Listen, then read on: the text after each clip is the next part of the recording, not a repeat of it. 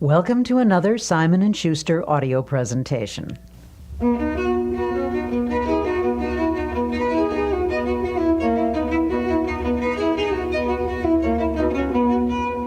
Power of Positive Thinking was first published in 1952. Over the years, it has continued to be an inspirational bestseller.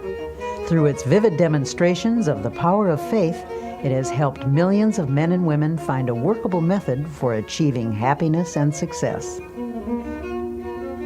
And now, here is Dr. Norman Vincent Peale. Altogether, too many people are defeated by the everyday problems of life. They go struggling through their days with a sense of dull resentment at what they consider the bad breaks life has dealt them. In a sense, there may be such a thing as the breaks in life, but there is also a spirit and a method by which we can control and even determine those breaks. It's a pity that people let themselves be defeated by the problems, cares, and difficulties of human existence, and it is also quite unnecessary. At the time I wrote The Power of Positive Thinking, it never occurred to me that several million copies would be sold. I am grateful for this, not because so many books were sold, but because I've been privileged to suggest a simple, workable philosophy of living to so many people.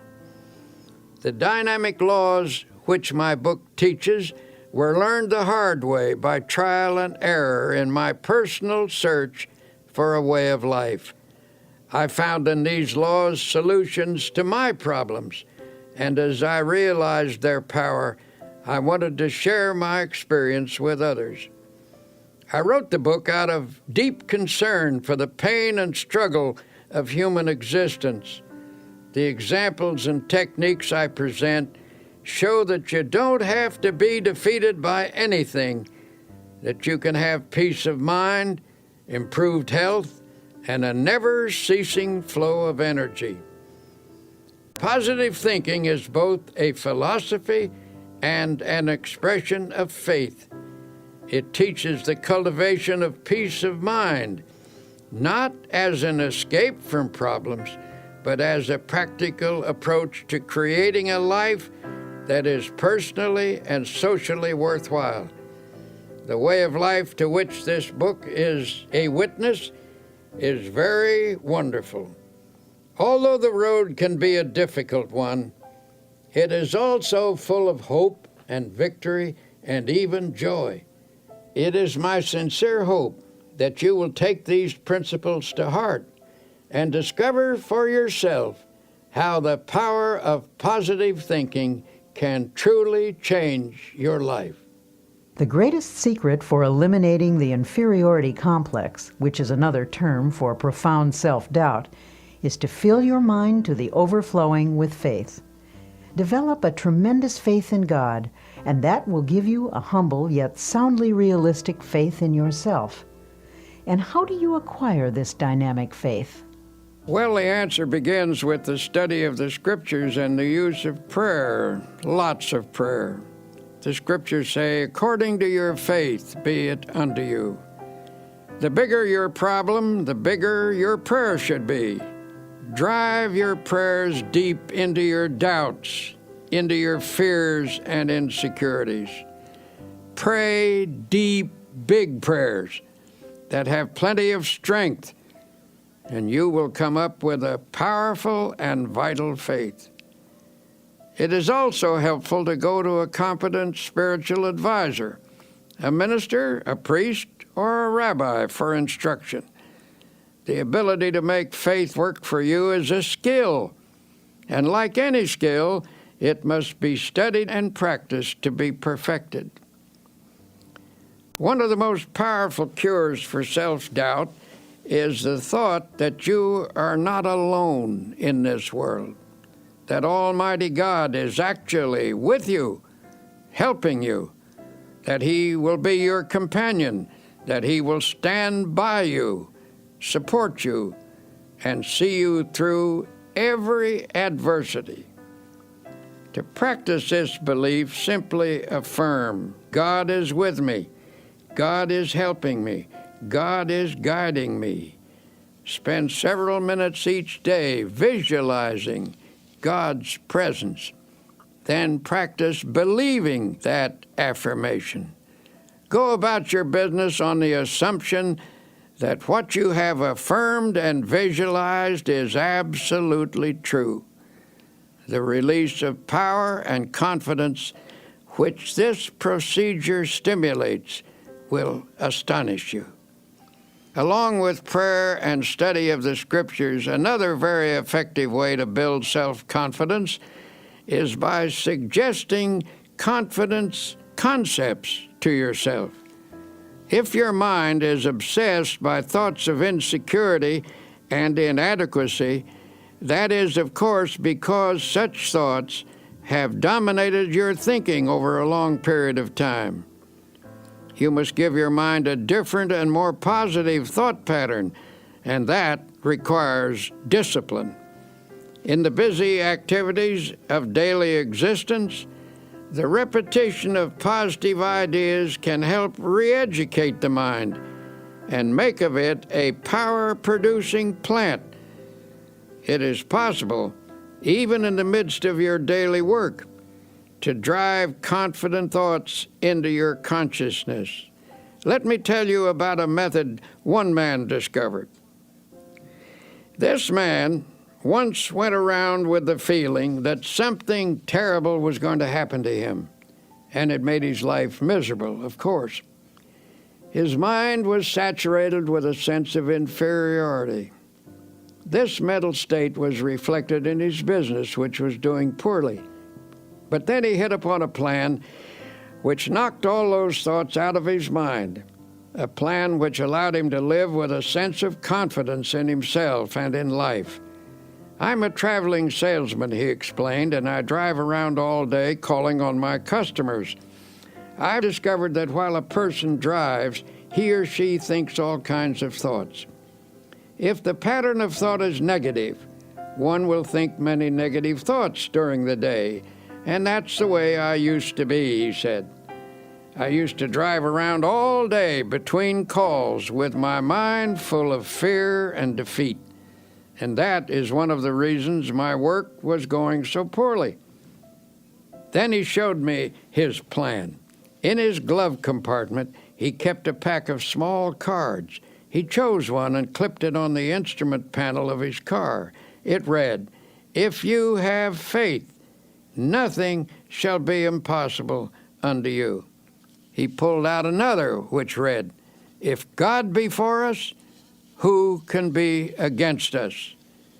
He told me that as he drove around, he memorized these thoughts. He said, "I've learned to think differently as a result of this practice. The old insecurities that used to haunt me are just about all gone now. And instead of thinking thoughts of defeat and despair, I think thoughts of faith and courage. It is really wonderful the way this method has changed me. It has helped my business too, for how can you expect to make a sale if you approach a customer thinking you're going to fail? This plan is a very wise one. By filling his mind with affirmations of the presence, support, and help of God, this man actually changed his thought processes. He put an end to the domination of his long-held sense of insecurity. His potential powers were set free. You see, feelings of confidence depend upon the type of thoughts that habitually occupy your mind. If constantly you fix your attention upon dire events that might happen, the result is that you will constantly feel insecure. And what is even more serious is the tendency to create, by the power of thought, the very condition you fear. But when you fill your mind with thoughts of faith, confidence, and security, you force out all thoughts of doubt and weakness. One man I know used a process I'll repeat often in this tape. He went through the Bible and underlined every passage about courage and confidence that he could find. He then committed these lines to memory, in effect, cramming his mind full of the healthiest, happiest, and most powerful thoughts in the world.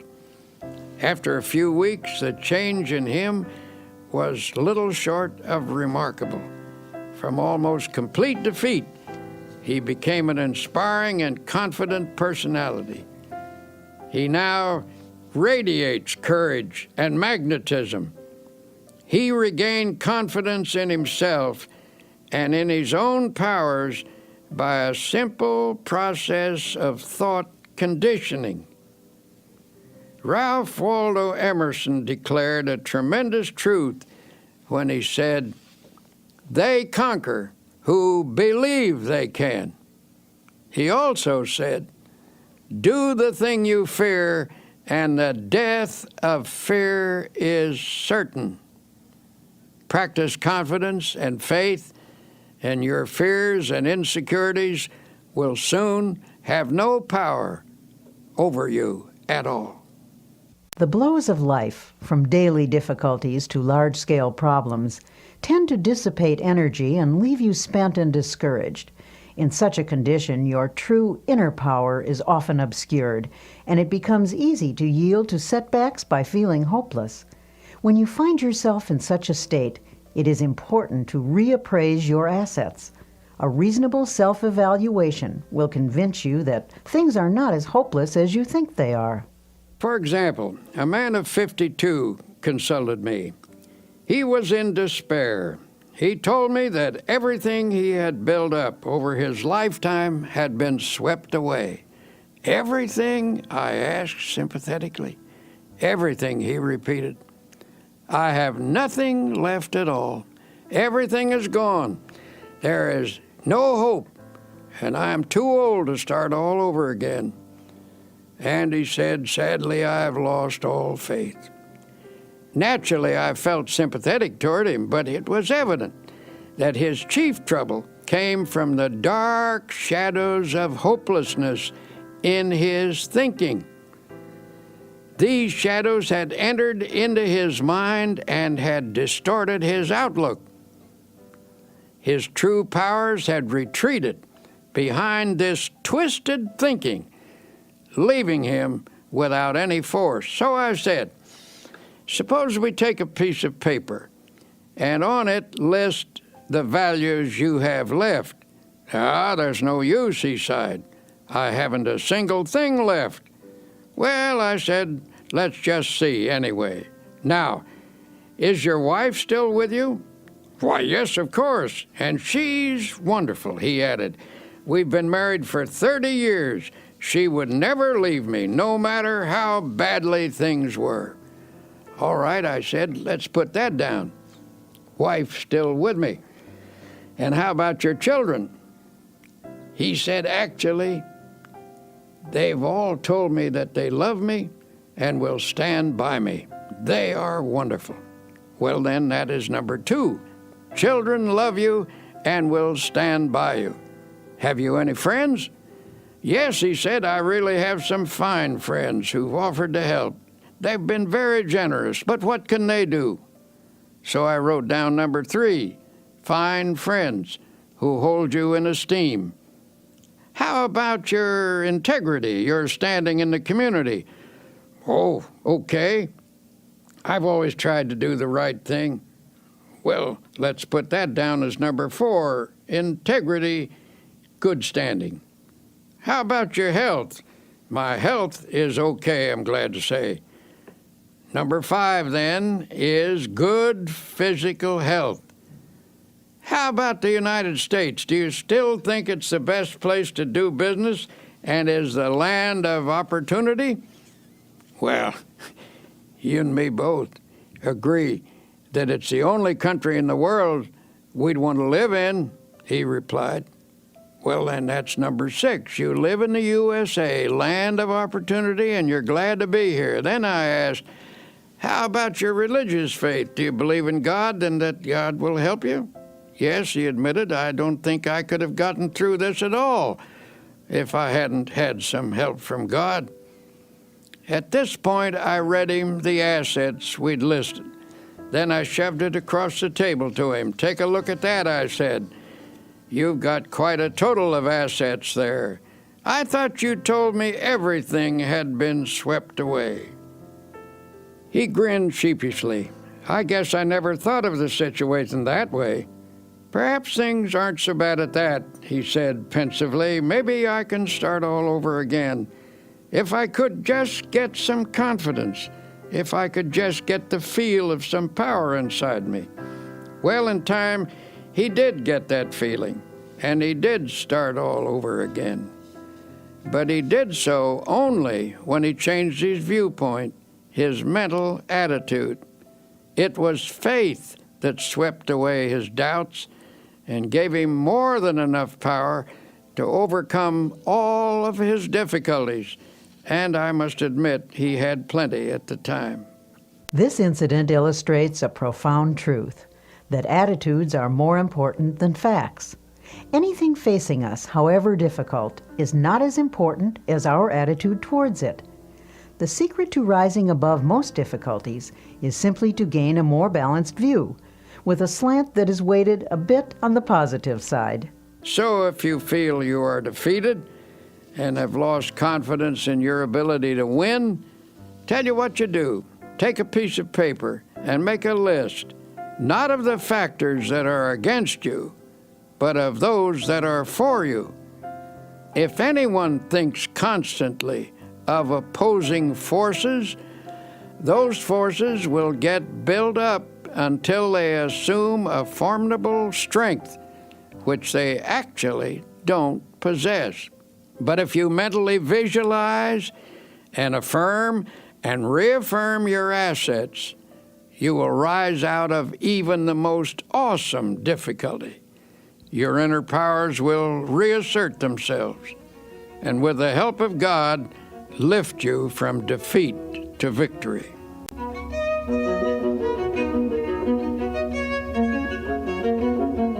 To help you start building up your self-confidence, here are 7 suggestions. 1. Create a mental picture of yourself as a success. Hold on to this picture tenaciously. Never permit it to fade. Since your mind tries to complete what it pictures, always picture success, no matter how badly things seem to be going at the moment. Whenever a negative thought about your personal power comes to mind, deliberately voice a positive thought to cancel it out. 2. Don't build up obstacles in your imagination. Minimize them instead. Problems should be seen for what they are and never inflated by fearful thoughts. 3. Don't be awestruck by other people or try to copy them. Remember that most people, despite a confident appearance, are often as scared and as doubtful of themselves as you are. 4. Get a competent counselor to help you understand the origin of your feelings of inferiority and self-doubt. These feelings often begin in childhood. Self-knowledge leads to a cure. 5. Each day, practice the following affirmation. Repeat it out loud if possible. I can do all things through Christ who strengthens me. Here's another dynamic affirmation. If God be for us, who can be against us? 6. Make what you think is a true estimate of your own ability, then raise it 10%. Don't become egotistical, but develop a wholesome self-respect. Believe in your own God-released powers. 7. Put yourself in God's hands. To do that, simply state, I am in God's hands. Then believe you are now receiving all the power you need. Affirm that the kingdom of God is within you, in the form of adequate power to meet all of life's demands. Remind yourself that God is with you and there is nothing that can defeat Him. Now, Dr. Peale illustrates an important fact about human nature. You can think your way to failure and misery, but you can also think your way to success and happiness. Because thoughts are real and dynamic. Learning to harness their power is a crucial step in creating a life of your own choosing.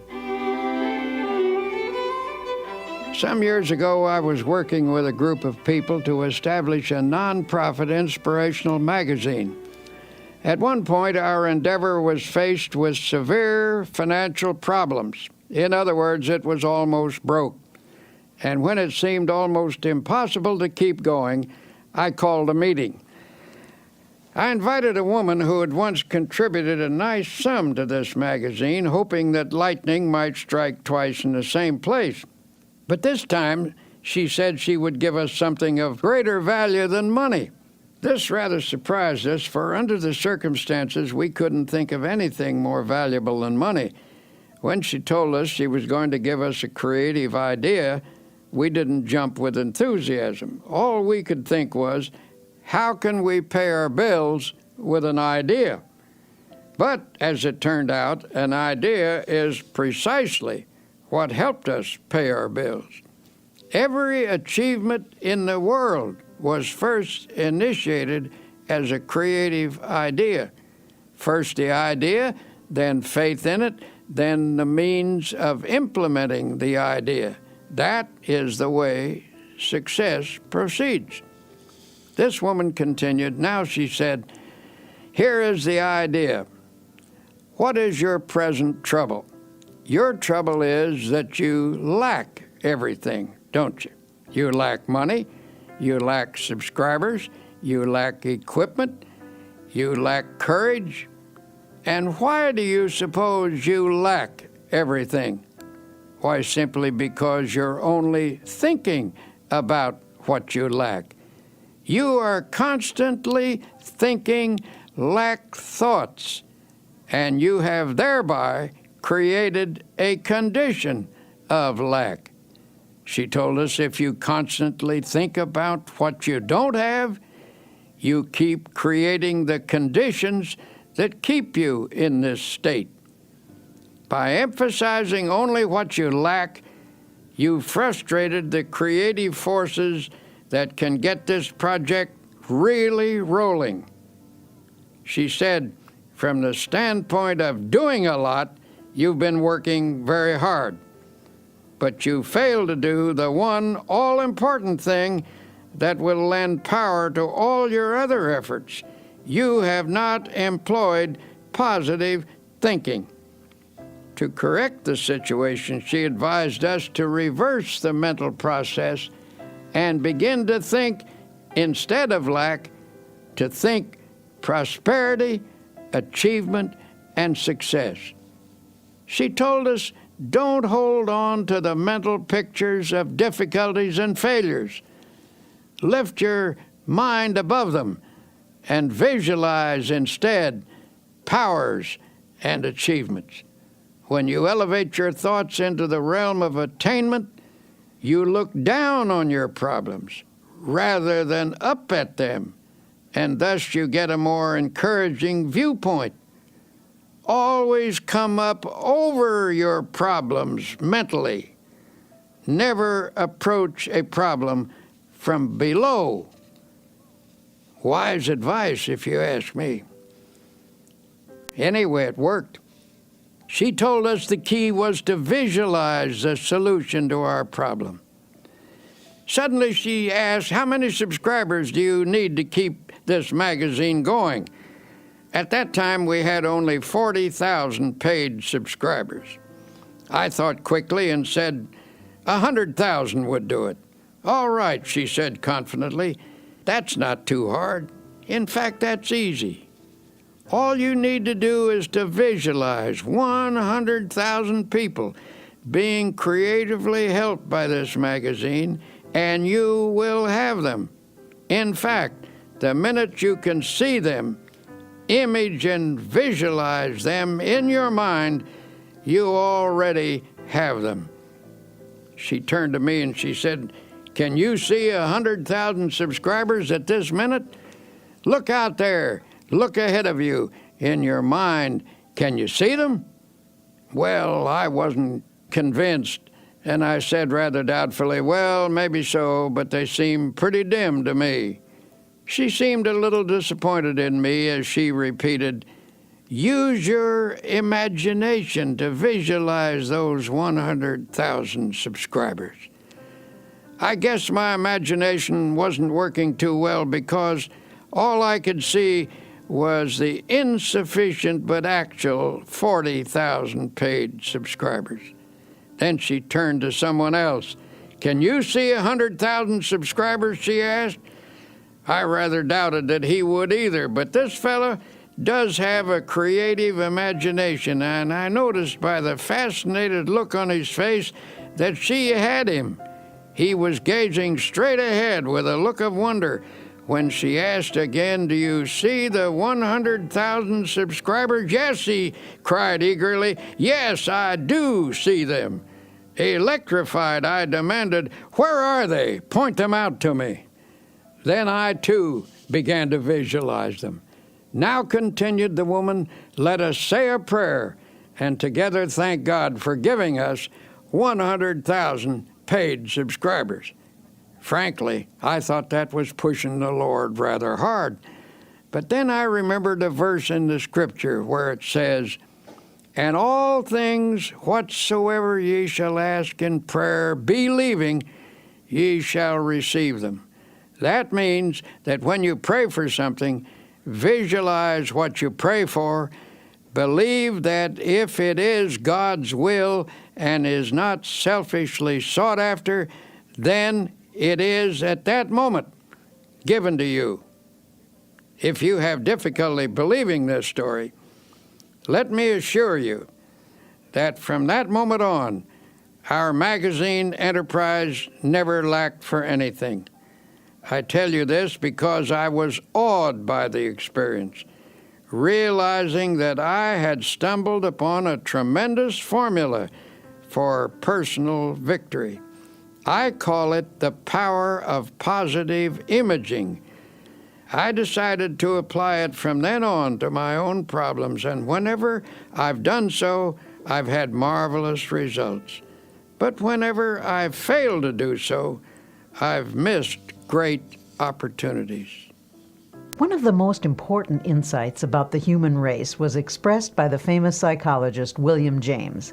He said, "The greatest discovery of my generation is that human beings can alter their lives by altering their attitudes of mind. In other words, as you think, so shall you be."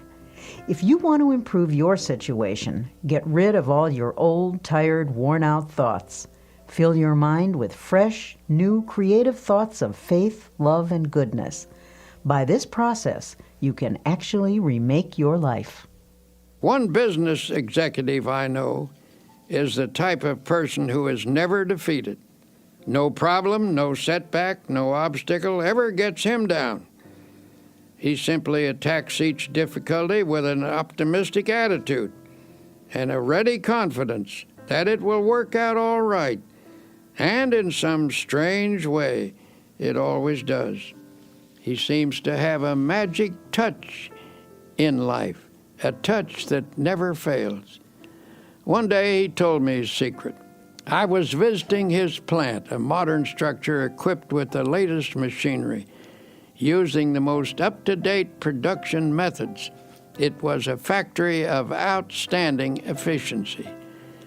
When we entered his office, which was decorated in a very modern style, I was quite surprised to find on his highly polished mahogany desk a battered old copy of the Bible. "That book," he replied, pointing to the Bible, "is actually the most up-to-date thing in this plant. Equipment wears out and furnishing styles change. But that book is so far ahead of us that it never gets out of date."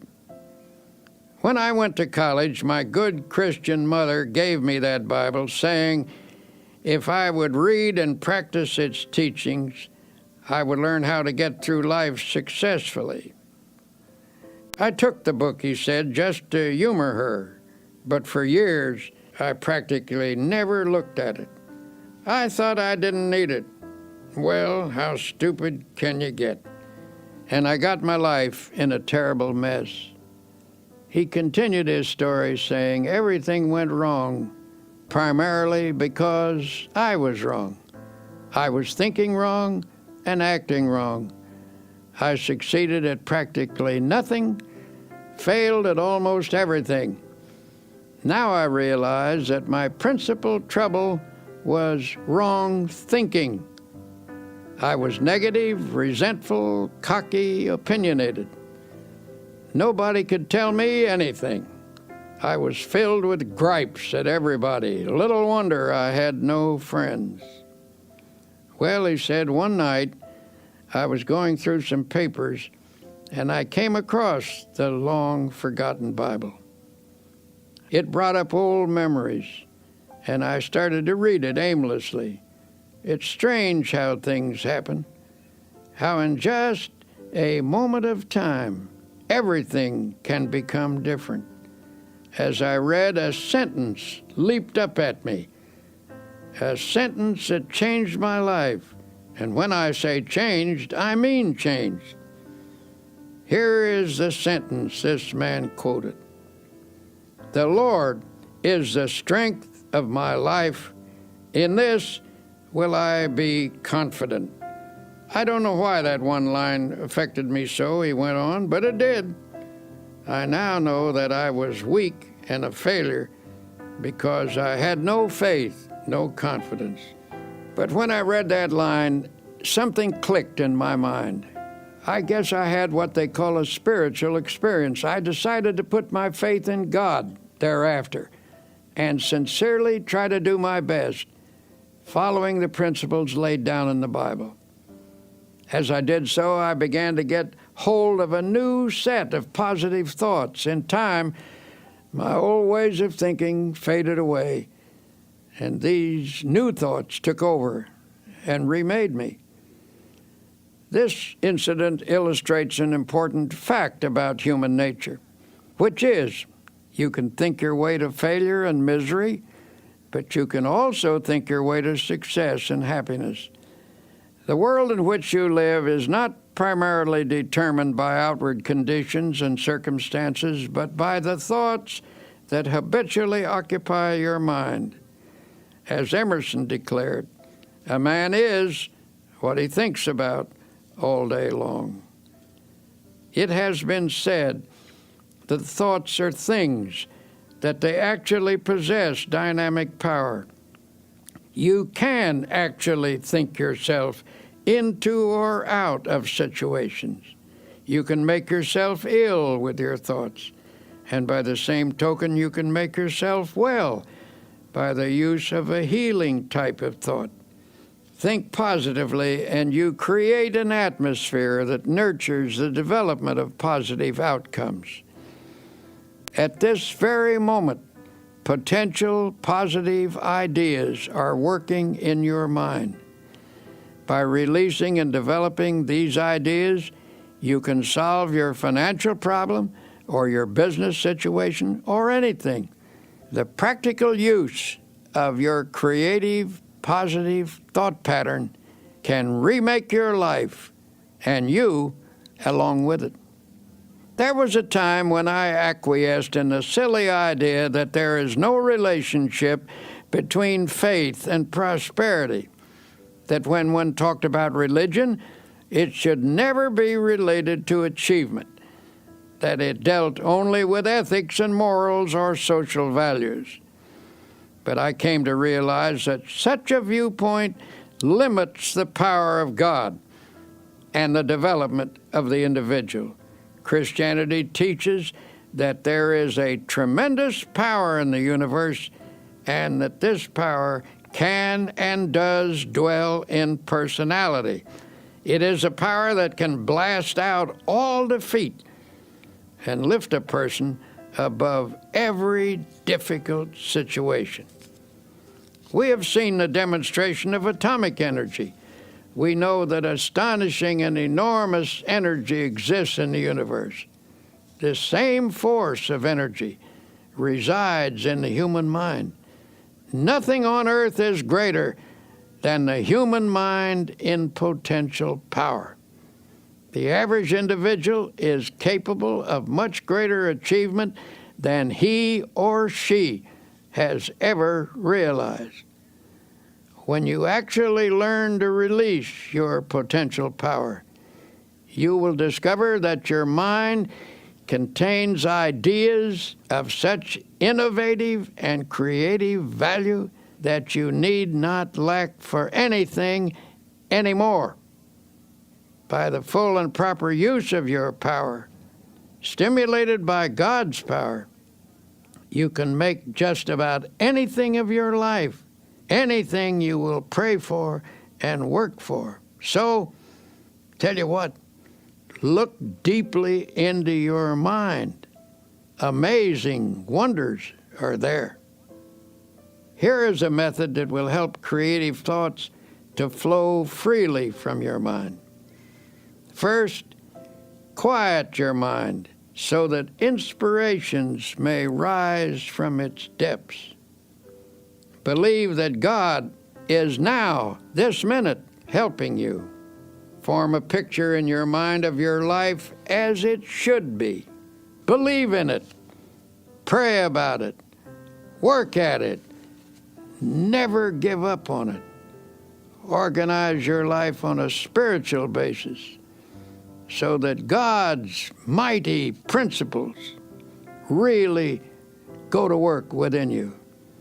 You will find that here is one of the greatest laws in the universe, and it's stated in 3 words: believe and succeed.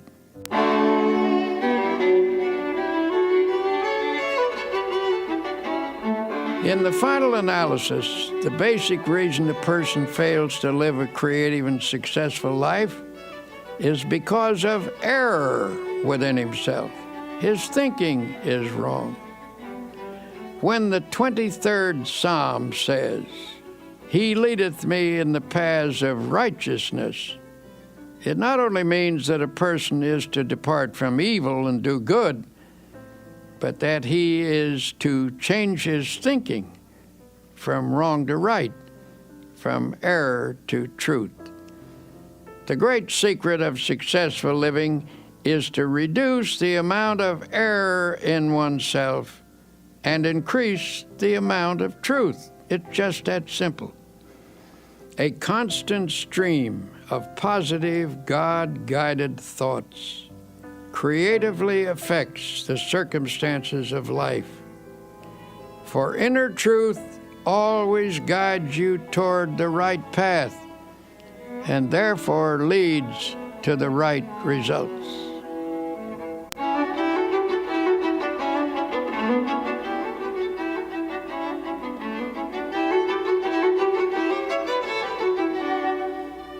Here are some practical suggestions for changing your mental attitude from negative to positive. Such a change will release the kinds of thoughts that can help you make creative changes in your circumstances. 1. For the next 24 hours, deliberately speak hopefully about everything: your job, your health, your future. Go out of your way to put optimism in everything you say. 2. After speaking hopefully for 24 hours, continue the practice for 1 week. Then you can permit yourself to be realistic for a day or 2. You'll discover that what you meant by realistic a week ago was actually pessimistic, and what you now mean by realistic is something entirely different. It is the dawning of the positive outlook. When most people say they're being realistic, they delude themselves. They are simply being negative. 3. Feed your mind even as you feed your body. A healthy mind requires nourishing, wholesome thoughts. Start at the beginning of the New Testament and underline every sentence about faith. Continue doing this until you've marked every passage in the 4 books: Matthew, Mark, Luke, and John. 4. Commit all of those passages to memory. Learn 1 each day until you can recite the entire list from memory. This will take time, but remember, you've spent much more time being a negative thinker. Unlearning a negative pattern requires time and effort. 5. Make a list of your friends who are positive thinkers and deliberately cultivate their company. Don't abandon your negative friends, but get closer to those with a positive point of view until you've absorbed their spirit. 6. Try to avoid arguments, but whenever a negative attitude is expressed, counter with a positive and optimistic opinion. 7. Pray a great deal and always let your prayers take the form of thanksgiving. Assume that God is giving you great and wonderful things, for if you think He is, He surely is. God will not give you any greater blessing than you can believe in. Remember, according to your faith, be it unto you.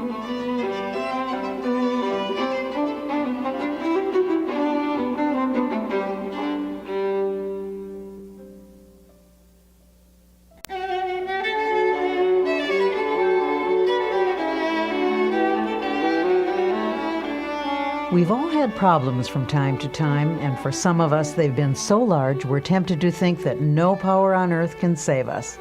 You'll see that some people don't look at things that way. They've found there is an answer to every problem. There is a power that can help. Prayer. Personally, I believe that prayer is a sending out of vibrations from one person to another and to God. The entire universe is in vibration. The air is filled with vibration. There are vibrations even in the molecules of a table. The reaction between two human beings is in vibration.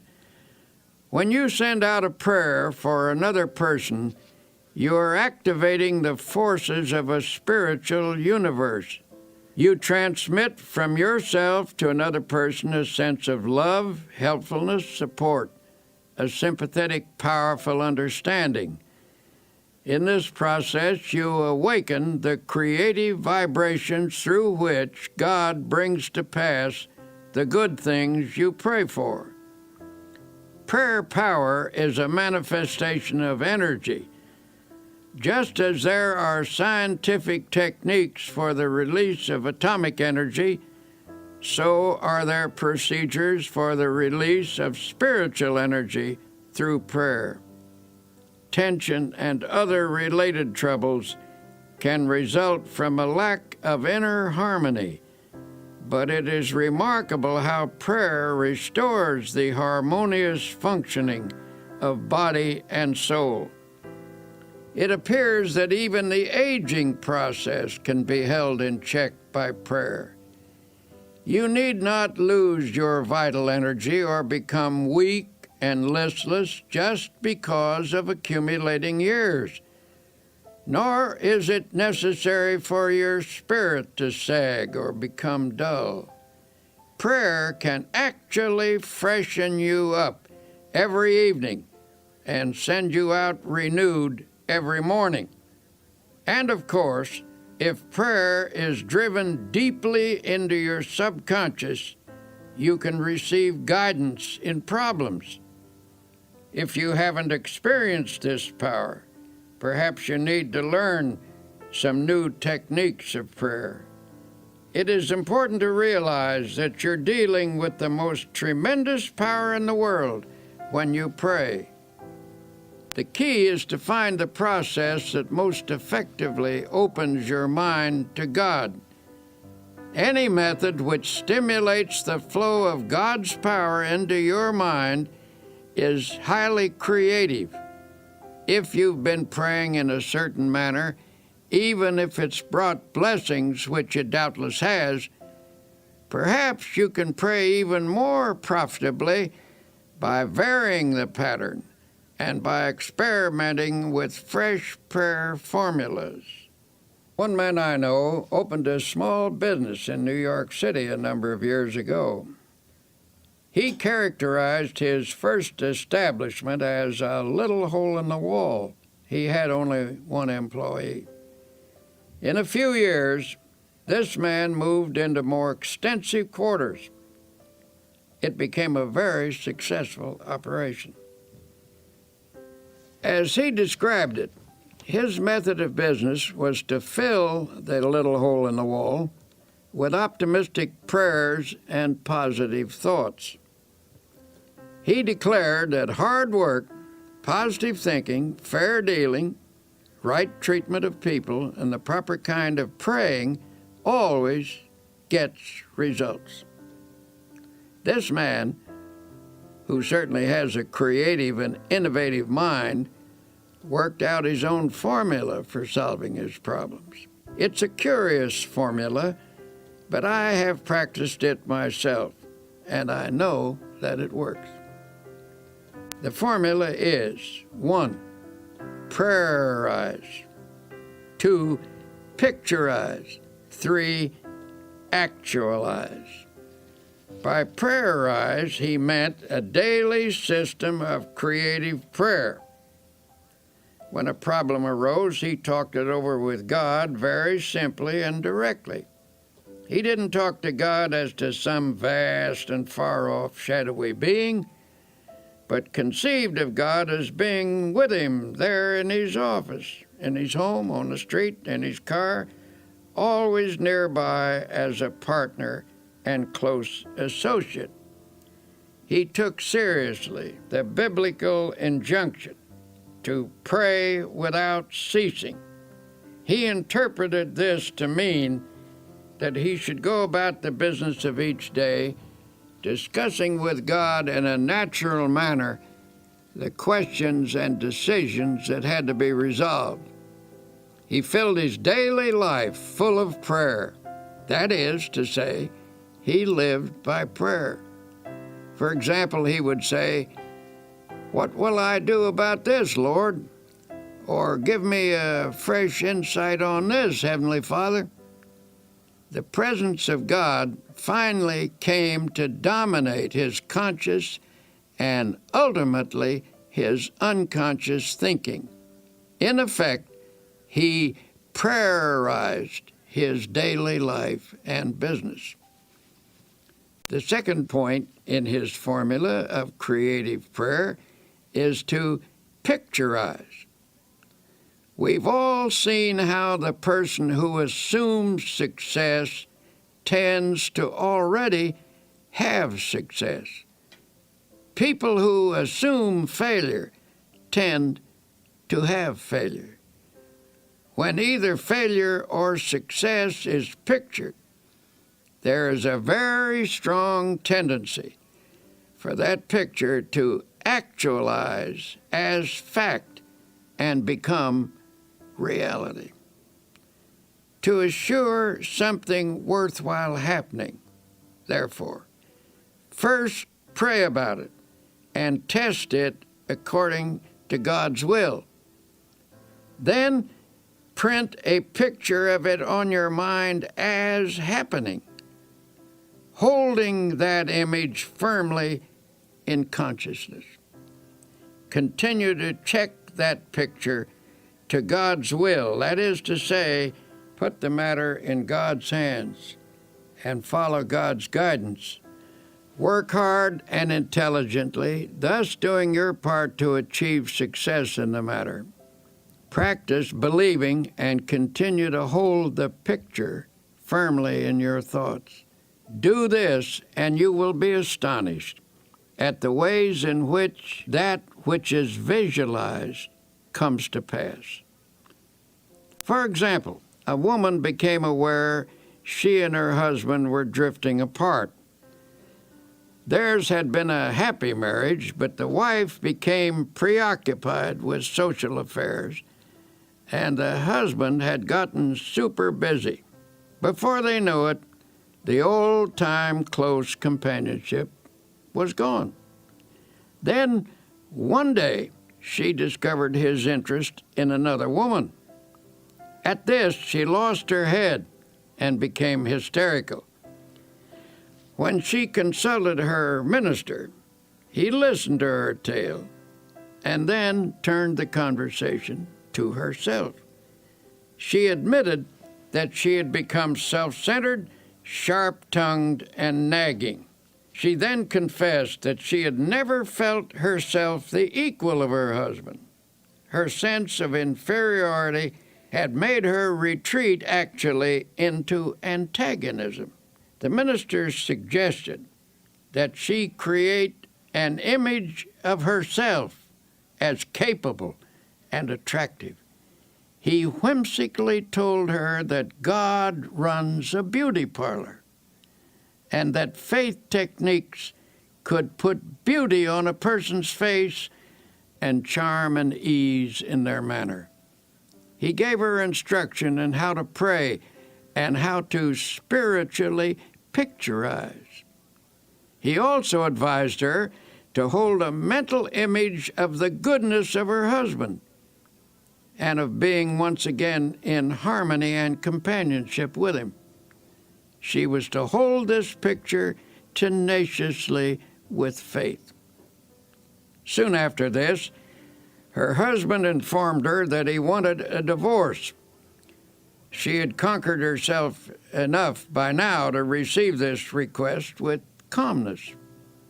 She replied that she was willing if he wanted it, but suggested they defer the decision for 90 days. If he still wanted a divorce at the end of this period, she would cooperate with him. Night after night he went out, and night after night she sat at home. But now she pictured him as seated in his old chair. She painted an image of him there, comfortably reading as in the old days. She visualized him puttering around the house, painting and fixing things as he used to do. She visualized the two of them playing golf together and taking hikes as they once did. She maintained this picture with steady faith, and one night, what do you know? There he actually sat in his old chair. She looked twice to be sure that it was the reality rather than the picturization, but perhaps a picturization is a reality, for at any rate, the actual man was actually there. After that night, he still went out occasionally, but more and more frequently, he sat in his chair. Then he began to read to her, as in the old days. Finally, one sunny Saturday afternoon, he asked, "What do you say to a game of golf?" The days went by pleasantly until she realized that the 90th day had arrived. That evening she said quietly, "Bill, this is the 90th day." "What do you mean?" he asked, puzzled. "The 90th day. Why, don't you remember? We agreed to wait 90 days to settle that divorce matter, and this is the day." He looked at her for a moment, and then, hidden behind his paper, he casually turned a page and said, "Don't be silly. I couldn't possibly get along without you. Where did you get the idea I would ever leave you?" When the New Testament says the kingdom of God is within you, it is informing us that God has provided us with all the potential abilities we need.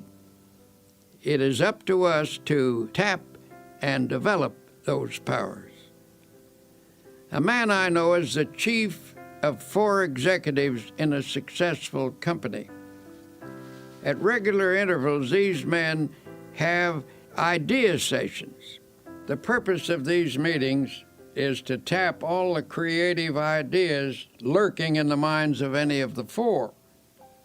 For this session, they use a room without telephones, buzzers, or other usual office equipment. Before starting the session, the group spends 10 minutes in silent prayer and meditation. They conceive of God as creatively at work in their minds. Each prays and meditates silently in his own way.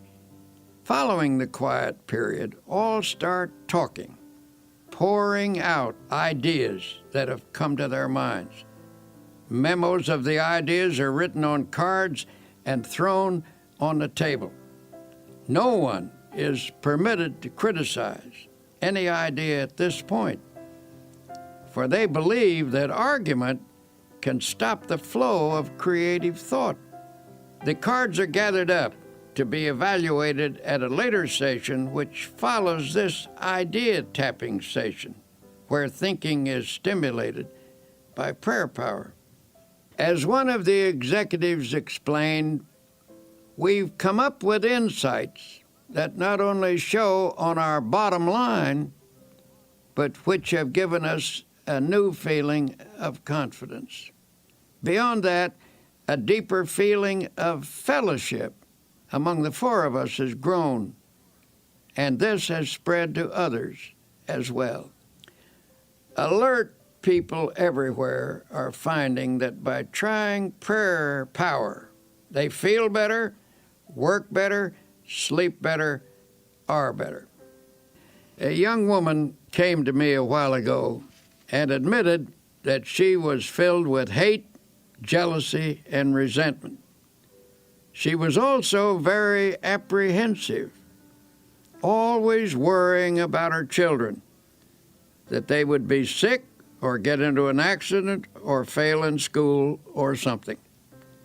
Her life was an unhappy mixture of fear and worry. I told her that the practice of creative prayer could change her life. I suggested that she pray every day at the time the children were coming home from school and make her prayers an affirmation of God's protective care. Doubtful at first, she became a most enthusiastic practitioner of prayer. Here's what she wrote to me. My greatest progress dates from the time you told me that every day is a good day if you pray. I began to put into practice the idea of affirming that this would be a good day the minute I woke up in the morning, and I can positively say that I haven't had a bad or upsetting day since that time. The amazing thing is that my days actually haven't been any smoother or any more free from petty annoyances than they ever were, but they just don't seem to have the power to upset me anymore. Every night I begin my prayers by listing all the things for which I am grateful, little things that added to the joy of the day. I know that this habit has geared my mind to pick out the nice things and forget the unpleasant ones. The fact that for 6 weeks I have not had a single bad day and have refused to get downhearted with anyone is really marvelous to me. Millions of people find tremendous power each day through prayer. Here are 10 suggestions for achieving effective results from your prayers. 1. Set aside a few minutes each day. Do not say anything. Simply practice thinking about God. This will make your mind spiritually receptive. 2. Pray out loud using simple, natural words. Tell God anything that's on your mind. Talk to God in your own language. 3. Pray as you go about the business of the day, on the subway or bus or at your desk. Begin by closing your eyes to shut out the world and concentrate briefly on God's presence. 4. Don't always ask for something when you pray, but instead affirm that God's blessings are being given and spend most of your prayers offering thanks. 5. Pray with the belief that sincere prayers can reach out and surround your loved ones with God's love and protection. 6. Never use a negative thought in prayer. Only positive thoughts get results. 7. Always express willingness to accept God's will. Ask for what you want, but be open to take what God gives you. It may be better than what you ask for. 8. Practice the attitude of putting everything into God's hands. Ask for the ability to do your best and then leave the results confidently to God. 9. Pray for people you do not like or who have mistreated you. Resentment is the first obstacle to spiritual power. 10. Make a list of people for whom to pray. The more you pray for others, especially those not connected with you, the more the good results of prayer will come back to you.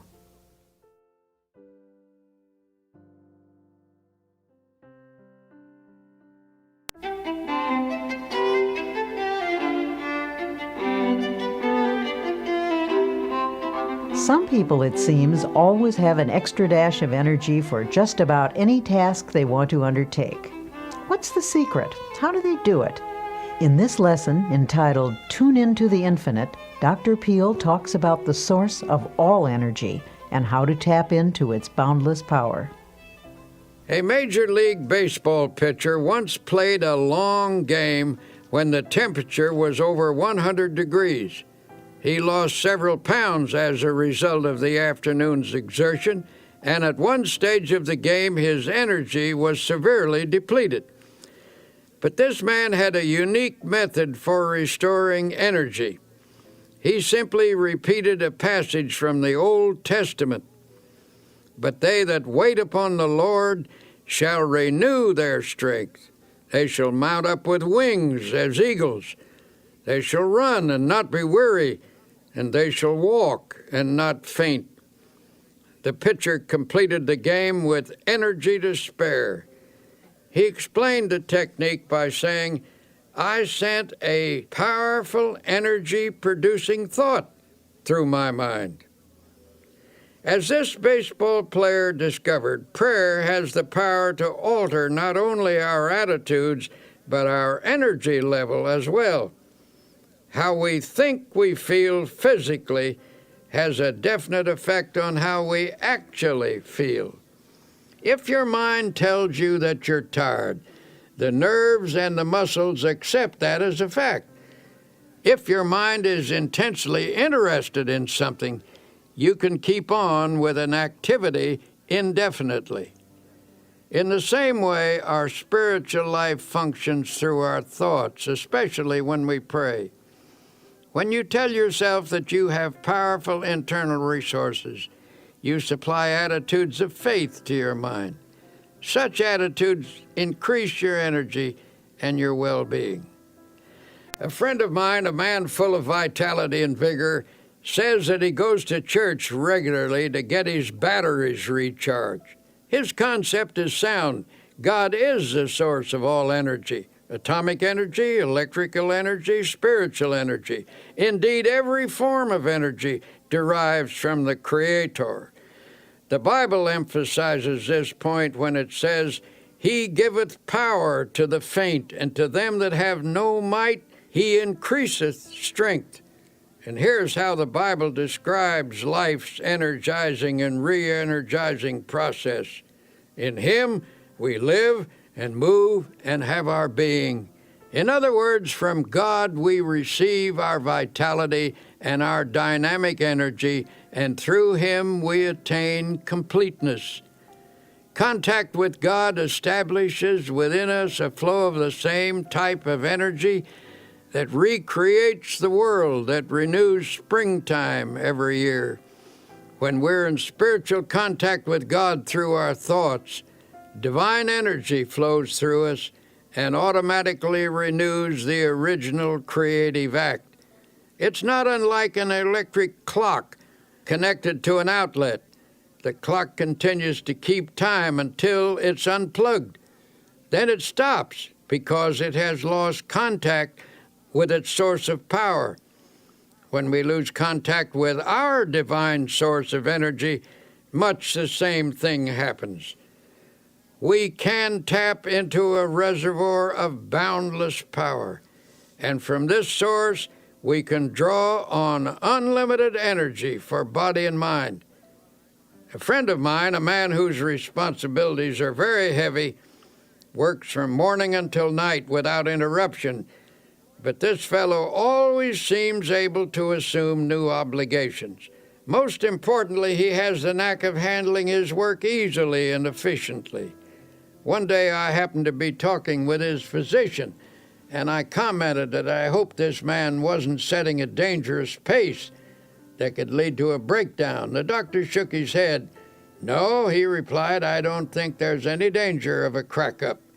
The reason is that he's a thoroughly well-organized individual with no energy leaks in his makeup. He handles things with easy power and carries burdens without strain. He never wastes an ounce of energy. Every effort is applied with maximum force." When asked to account for this seemingly boundless energy and efficiency, the physician stated, "He's emotionally well integrated, and what's more important, he is a soundly religious person. His religion provides him with a workable mechanism for preventing energy leaks. It isn't hard work that drains off energy, but emotional upheaval, and this man is entirely free from that." More and more people are realizing that the maintenance of a sound spiritual and emotional life is an important factor in the enjoyment of a forceful personality.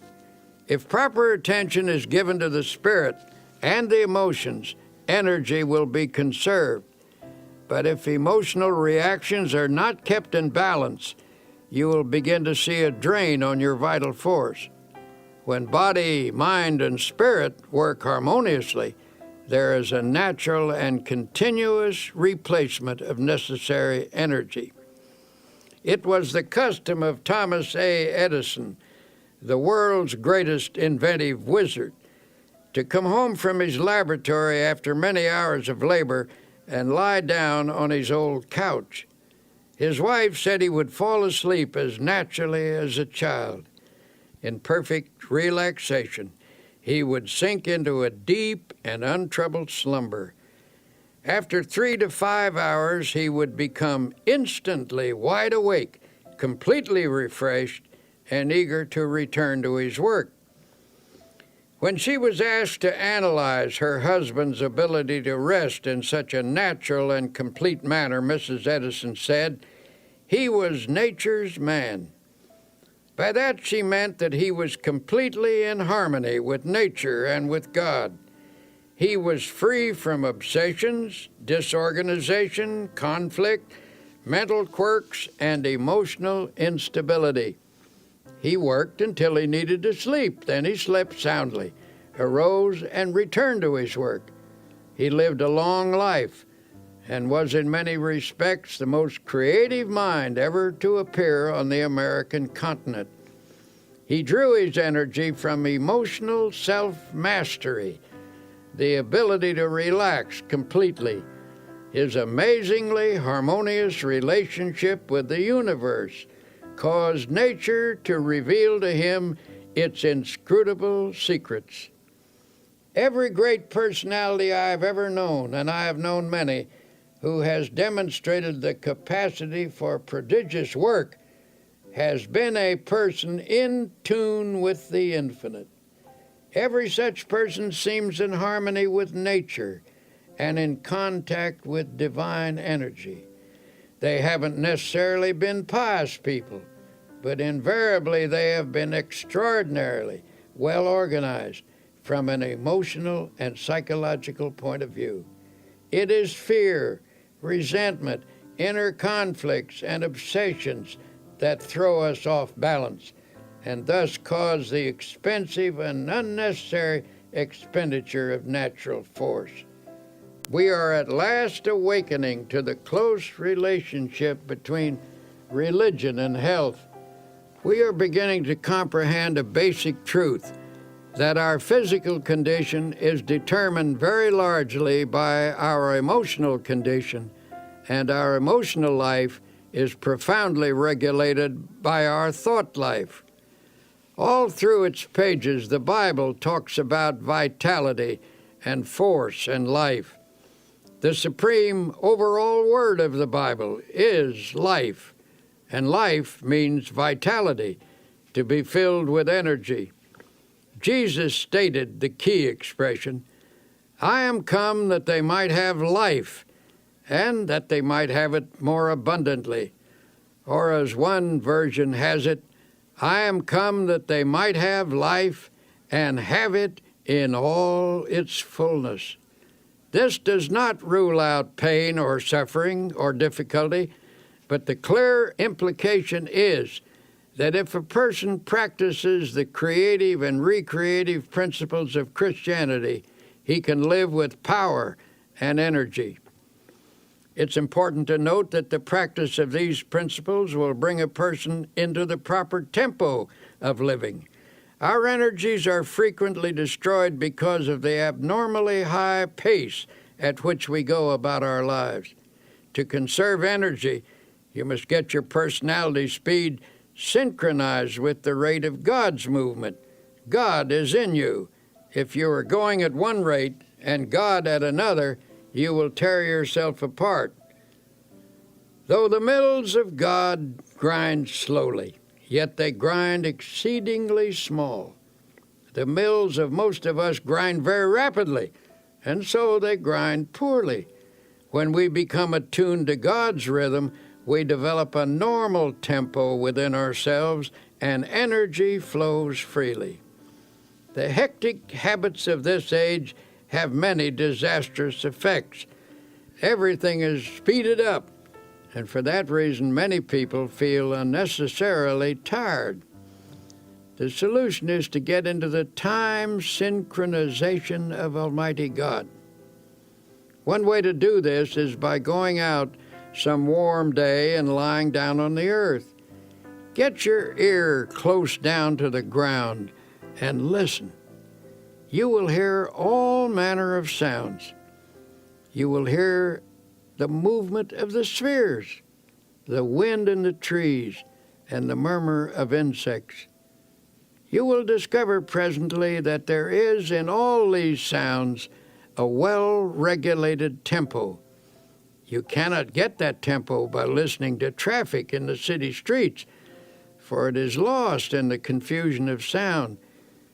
You can get it in church, where you hear the Word of God and the great hymns. Truth vibrates to God's tempo in a church, but you can also find it in a factory, if you have a mind to. To get yourself in tune with the rhythm of God, first allow yourself to relax physically.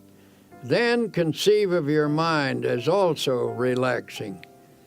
Then visualize the soul as becoming quiescent, and pray as follows. Dear God, you are the source of all energy. You are the source of energy in the sun, in the atom, in all flesh, in the bloodstream, in the mind. I hereby draw energy from you as from an unlimited source. Then practice believing that you do receive energy. Keep in tune with the infinite. Of course, many people are tired simply because they aren't interested in anything. Nothing ever moves them deeply. To some people, it makes no difference what's going on or how things go. Their personal concerns are more important than all crises in human history.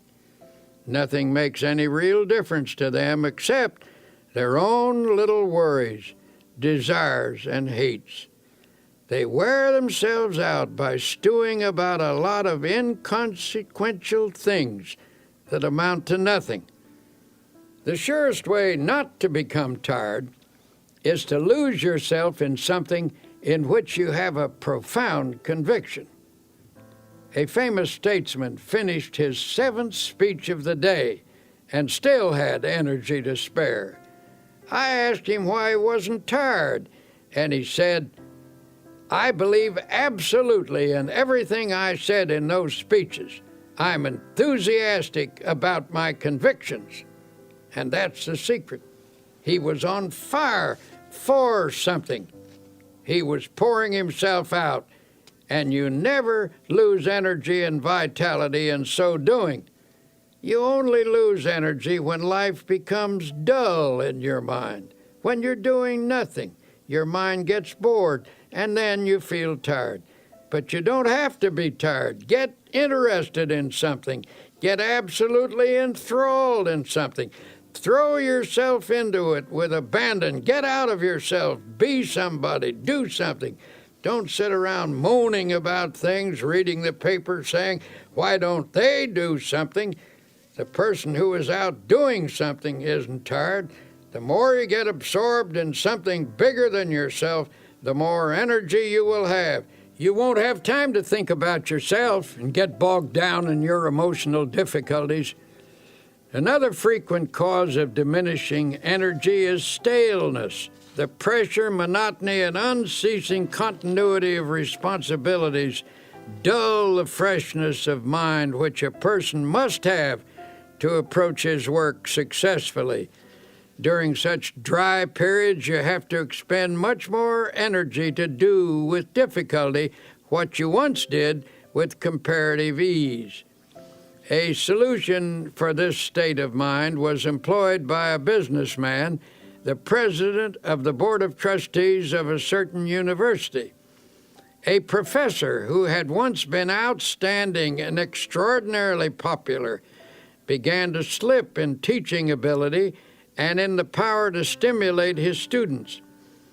It was the verdict of the students, as well as the private opinion of the trustees, that this teacher must either recover his former teaching abilities or it would be necessary to replace him. The professor was told that the Board of Trustees was giving him a 6 months leave of absence with all expenses paid and with full salary. There was only one stipulation, that he go away to a place of rest and give himself over to gaining a complete renewal of strength and energy. The president of the board invited him to use a cabin which he himself owned in a wilderness setting and made the curious suggestion that he take no books except one, the Bible. He suggested that the professor's daily program be walking, fishing, some manual work in the garden, and an extended period of reading the Bible. He encouraged the professor to memorize as many passages as possible in order to saturate his mind with the great words and ideas which the book contains. He said, I believe that if you spend 6 months outdoors chopping wood, digging in the soil, reading the Bible, and fishing in deep lakes, you will become a new man. The professor agreed to this unique proposal. His adjustment to this radically different mode of life was an easier one than he or anyone who knew him expected. In fact, he was surprised to find that he actually liked it. After he became accustomed to active outdoor living, he discovered it had an immense appeal for him. He missed his intellectual associates and his reading for a while, but forced back upon the Bible, his only book, he became immersed in it. To his amazement, he found the Bible to be, as he put it, a library within itself. In the pages of the Bible, he found faith and peace and power. In 6 months, he was a new man. When he returned to teaching, his colleagues and students found him a person of compelling power and exciting inspiration. His staleness had gone, and the old-time energy returned. The spiritual retreat caused his power to surge again and renewed his zest for living. Here are a few suggestions for increasing your energy and vitality. 1. Remember, how you think you feel physically has a definite effect on how you actually feel.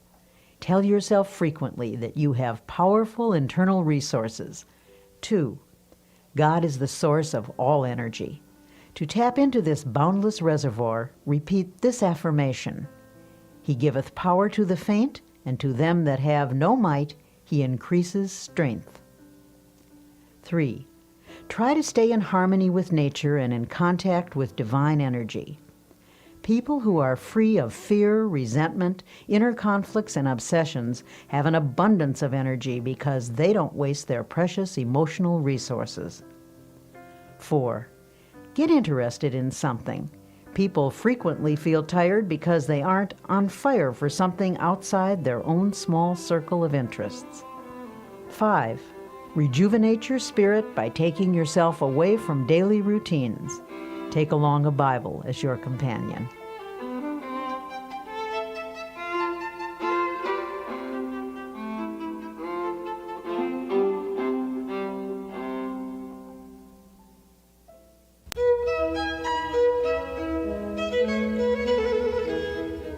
In a chaotic world, a sense of inner harmony is increasingly difficult to achieve.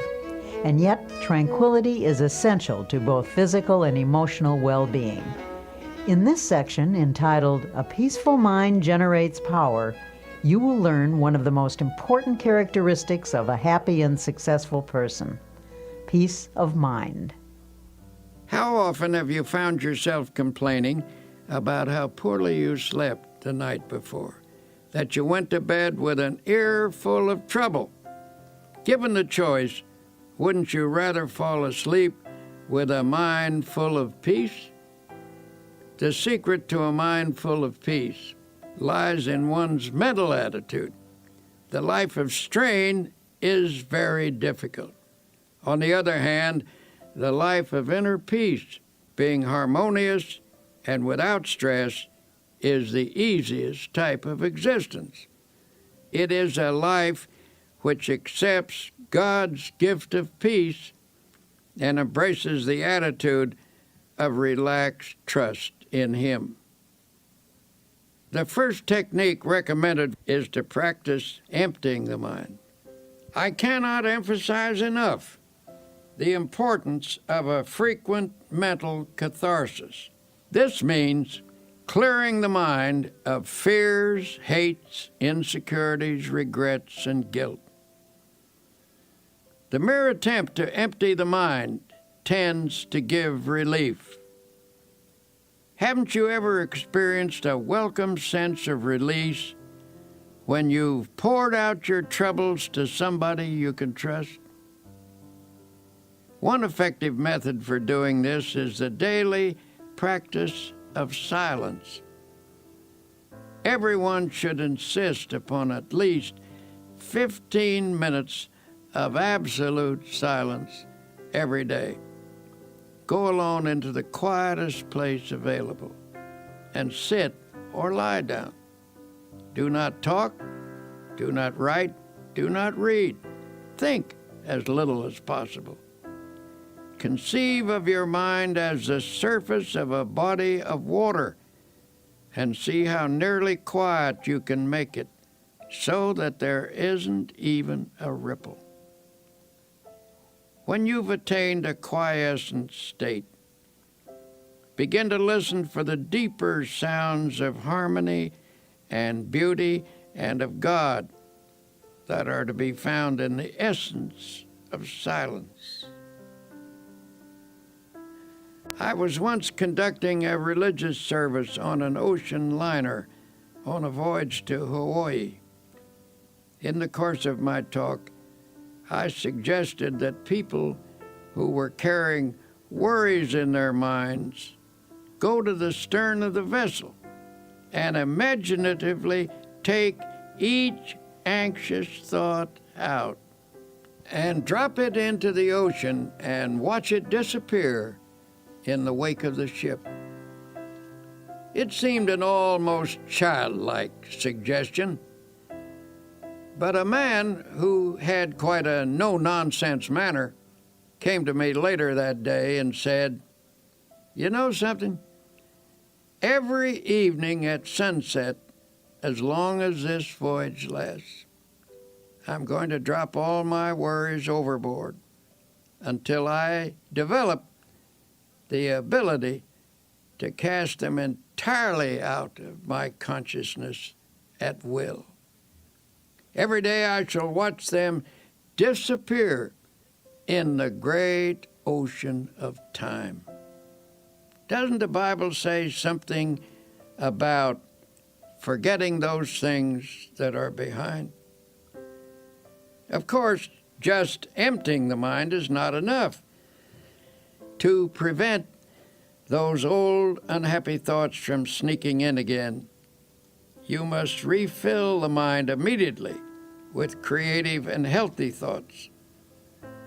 These happy thoughts will stand guard when the old fears, hates, and worries that used to haunt you try to edge back in again. At intervals during the day, practice thinking a carefully selected series of peaceful thoughts. Let mental pictures of the most peaceful scenes you have ever witnessed pass across your mind. For example, you might see a beautiful valley filled with the hush of evening time as the shadows lengthen and the sun sinks to rest. Or you could recall the silvery light of the moon falling upon rippling waters, or the sea washing gently upon soft shores of sand. Serene images like these will work upon your mind as a healing medicine. You might also practice the techniques of repeating beautiful words out loud. Words have profound suggestive power, and there is healing in the very saying of them. Utter a series of panicky words, and your mind will immediately go into a mild state of nervousness. You will perhaps feel a sinking in the pit of your stomach that soon affects your entire body. If, on the other hand, you speak peaceful, quieting words, your mind will react in a peaceful manner. Use such words as, for example, tranquility. Repeat the word slowly several times.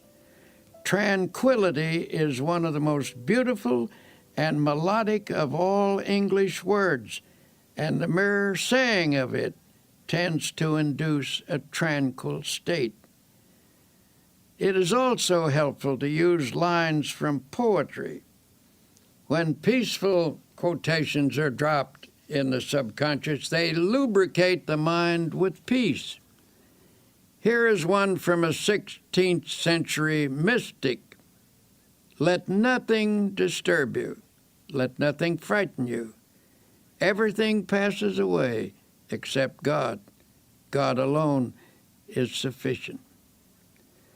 The words of the Bible have a particularly strong therapeutic value. Drop them into the mind, allowing them to dissolve in consciousness, and they will spread a healing balm over your entire being. For attaining peace of mind, this is one of the simplest things to do, and also one of the most effective. There are other practical ways by which you can develop a serene state of mind. One way is through your conversations. Depending upon the words we use and the tone in which we use them, we can talk ourselves into being nervous, high-strung, and upset. But by our speech, we can also achieve quiet reactions. Talk peaceful to be peaceful. You see, the words we speak have a direct and definite effect upon our thoughts. So in a group, when the conversation takes an upsetting trend, try injecting peaceful ideas into the talk. Note how it counteracts the tension. A conversation filled with unhappy expectation, at breakfast, for example, often sets the tone of the entire day. On the other hand, if you start each day by affirming peaceful attitudes, your days will tend to be pleasant and successful. Perhaps our lack of inner peace is due in part to the effect of today's increased levels of noise. Research indicates that certain amounts of noise in the place we work, live, or sleep affects the nervous system and reduces efficiency. Contrary to popular belief, it is doubtful if we ever completely adjust to some noises. No matter how familiar a repeated sound becomes, it never passes unheard by the subconscious. Automobile horns, the roar of airplanes, and other strident noises actually result in physical activity during sleep. Impulses transmitted to and through the nerves by these sounds cause muscular movements which keep us from getting a real rest. On the other hand, the practice of silence is healing, soothing, and healthy. The sense of rest that results from the practice of complete silence is of utmost value. Now, there is another factor in the search for inner peace that I must mention. Frequently, I find that people who lack a sense of inner peace are victims of self-punishment. At some time in their life, they've committed a sin and are then haunted by a sense of guilt.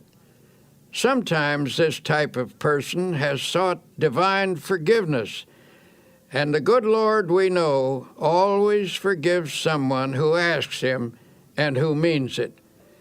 However, there is a curious quirk in the human personality that sometimes won't allow an individual to forgive himself.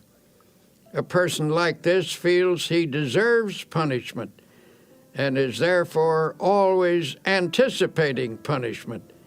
As a result, he lives in constant apprehension that something bad is going to happen. In order to find peace under these circumstances, he feels he must intensify his activity. He thinks that hard work will give him some release from his sense of guilt. A physician told me that a number of cases of nervous breakdown in his practice were linked to such guilt feelings, where the patients unconsciously attempted to compensate by hectic overwork. Then they attributed their breakdown not to a sense of guilt, but to their overworked condition. This doctor told me that such a breakdown needn't happen if only the patient could be released from his guilt. Under such circumstances, peace of mind can be found by yielding the guilt as well as the tension it produces to the healing therapy of God. I once encountered an acquaintance at a quiet resort hotel. This was a high-pressured, hard-driving, and exceedingly nervous businessman. I found him sitting in the sun in a deck chair and said I was glad to see him relaxing in such a beautiful spot. Nervously, he replied, "I haven't any business being here. I have so much work to do at home. I'm under terrible pressure. I'm nervous, jumpy, I can't sleep. My wife insisted that I come down here for a week. The doctors say there's nothing wrong with me that right thinking and relaxation can't cure. But how in the world do I do that? I would do anything to get a sense of quiet inside myself." We talked a bit, and it came out that he was always worrying that something sinister was going to happen. For years, he had lived in a constant state of apprehension about something happening to his wife or his children or his home. It was not difficult to analyze this case. His trouble rose from a double source, from childhood insecurities and from later guilty experiences. His mother had always felt that something was going to happen, and he absorbed her anxiety feelings.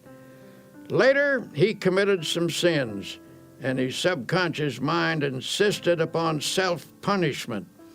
As a result of this unhappy combination, he was now suffering from a highly inflamed state of nervousness.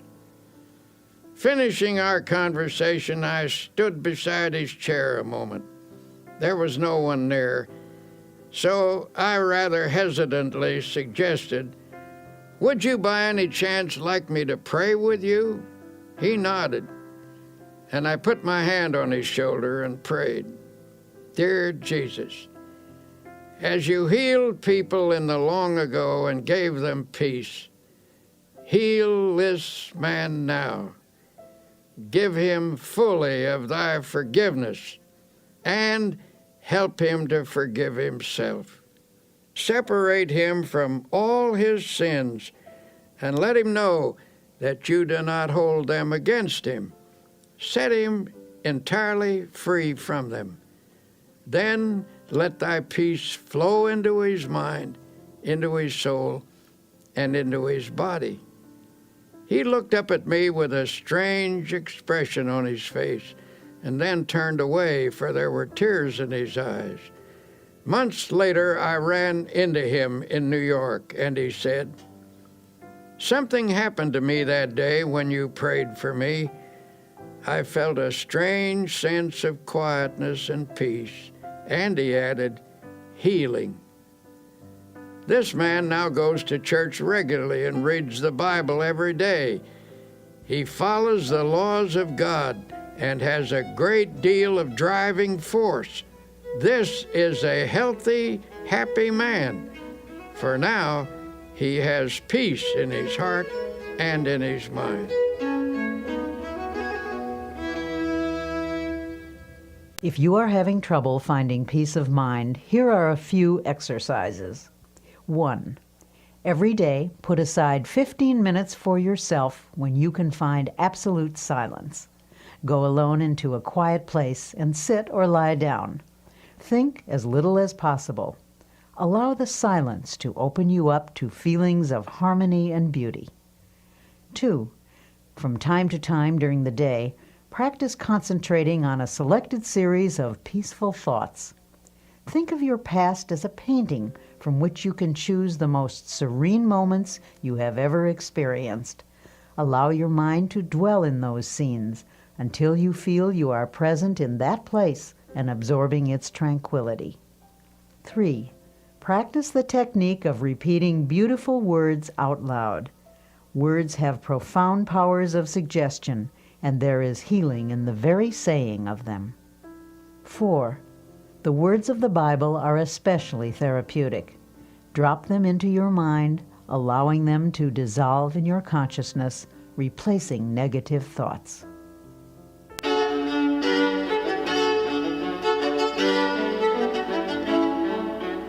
When your daily pace is a frantic one, it's more important than ever to remember that peace of mind is essential to efficiency, no matter what you do. Dr. Peale's prescription for accomplishing more in your life is to relax for easy power through the healing properties of calmness and quiet. Do you ever fume and fret? Here is a picture of yourself if you do. The word fume means to boil up, to blow off, to be agitated.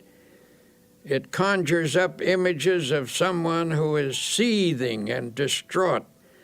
The word fret is equally descriptive. It is reminiscent of a sick child in the night, a petulant and irritating half-cry, half-whine.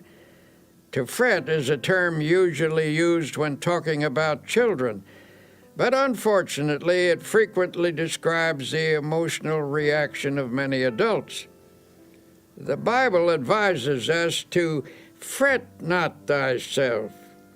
This is sound advice for people of our time. If we are to have power to live effectively, we just need to stop fuming and fretting and find instead real peace of mind. But how do you go about doing that? A first step is to reduce your pace or at least the tempo of your pace.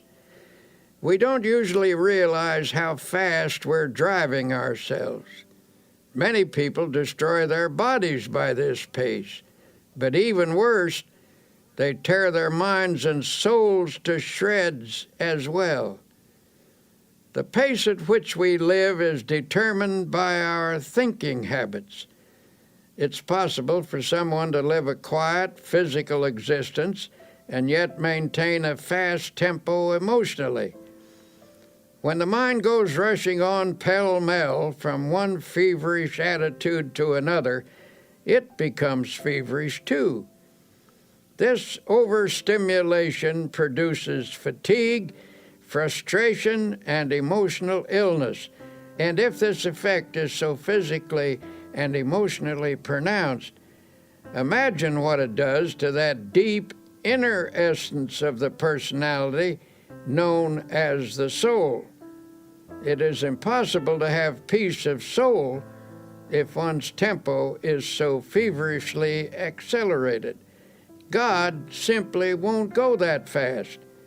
He will not endeavor to keep up with you. He says, in effect, go ahead if you must with this foolish pace, and when you are worn out, I will offer you my healing. But I can make your life rich if only you will slow down and live and move and have your being in me. You see, God moves imperturbably, slowly, and with perfect organization. The only wise rate at which to live is at God's rate. God gets things done, and they are done right, and he does them without hurrying. He neither fumes nor frets. He is peaceful and therefore very efficient. This same peace is offered to us. Peace I leave with you. My peace I give unto you. Sometimes I wonder if this generation isn't so accustomed to tension and noise that many aren't comfortable without it. The deep quietness of woods and valleys, so well known to our forefathers, is almost an alien state to them. It seems that the tempo of their lives doesn't allow them to draw upon the marvelous sources of peace and quietness that the physical world offers. One summer afternoon, my wife and I went for a long walk in the woods.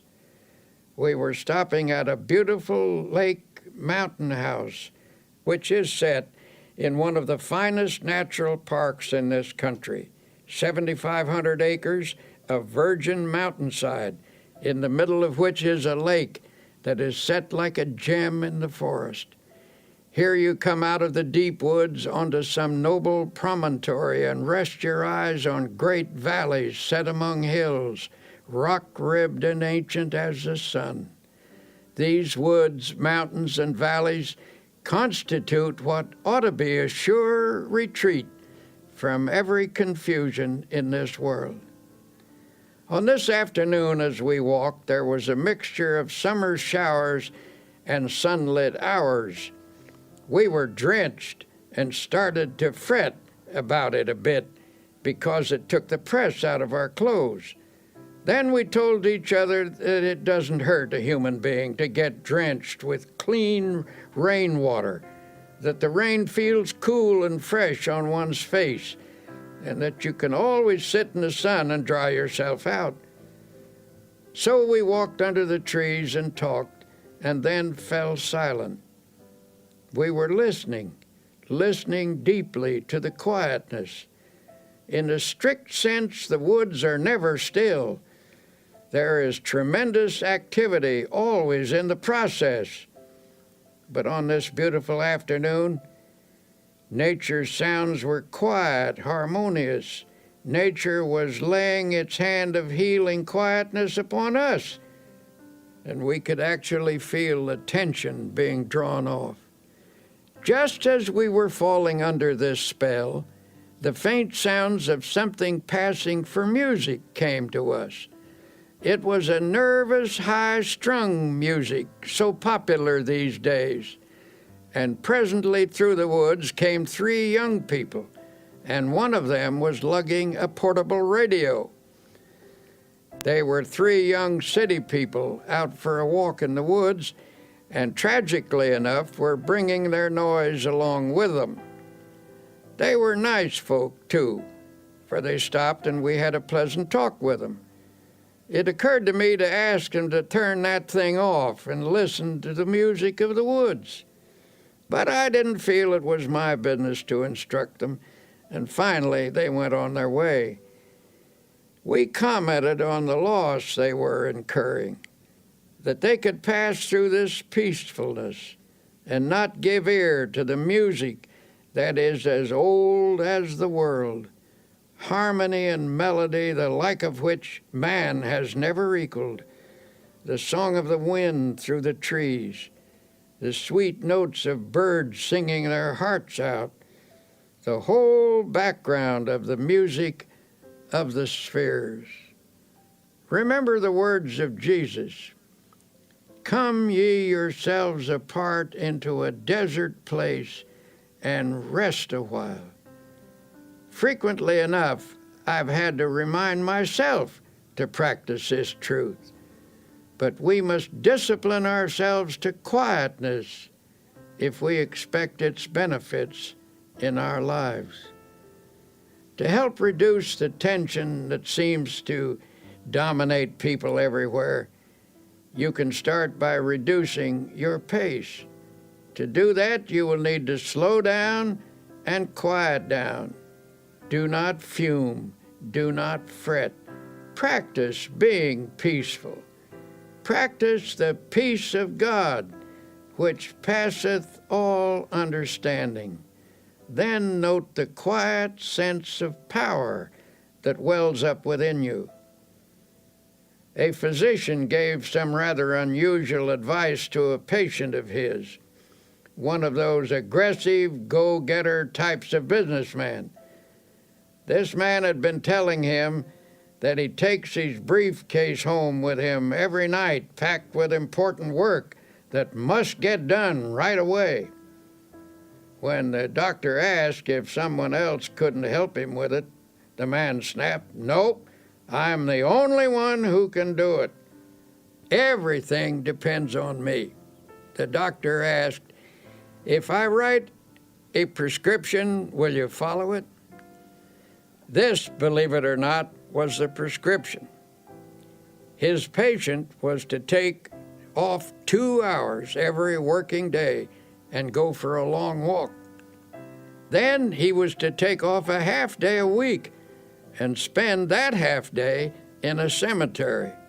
In astonishment, the patient demanded, "Why should I spend a half day in a cemetery?" "Because," answered the doctor, "I want you to wander around and look at the gravestones of men who are there permanently. I want you to meditate on the fact that many of them are there because they thought, even as you do, that the whole world rested on their shoulders. Meditate on the solemn fact that when you get there permanently, the world will go on just the same.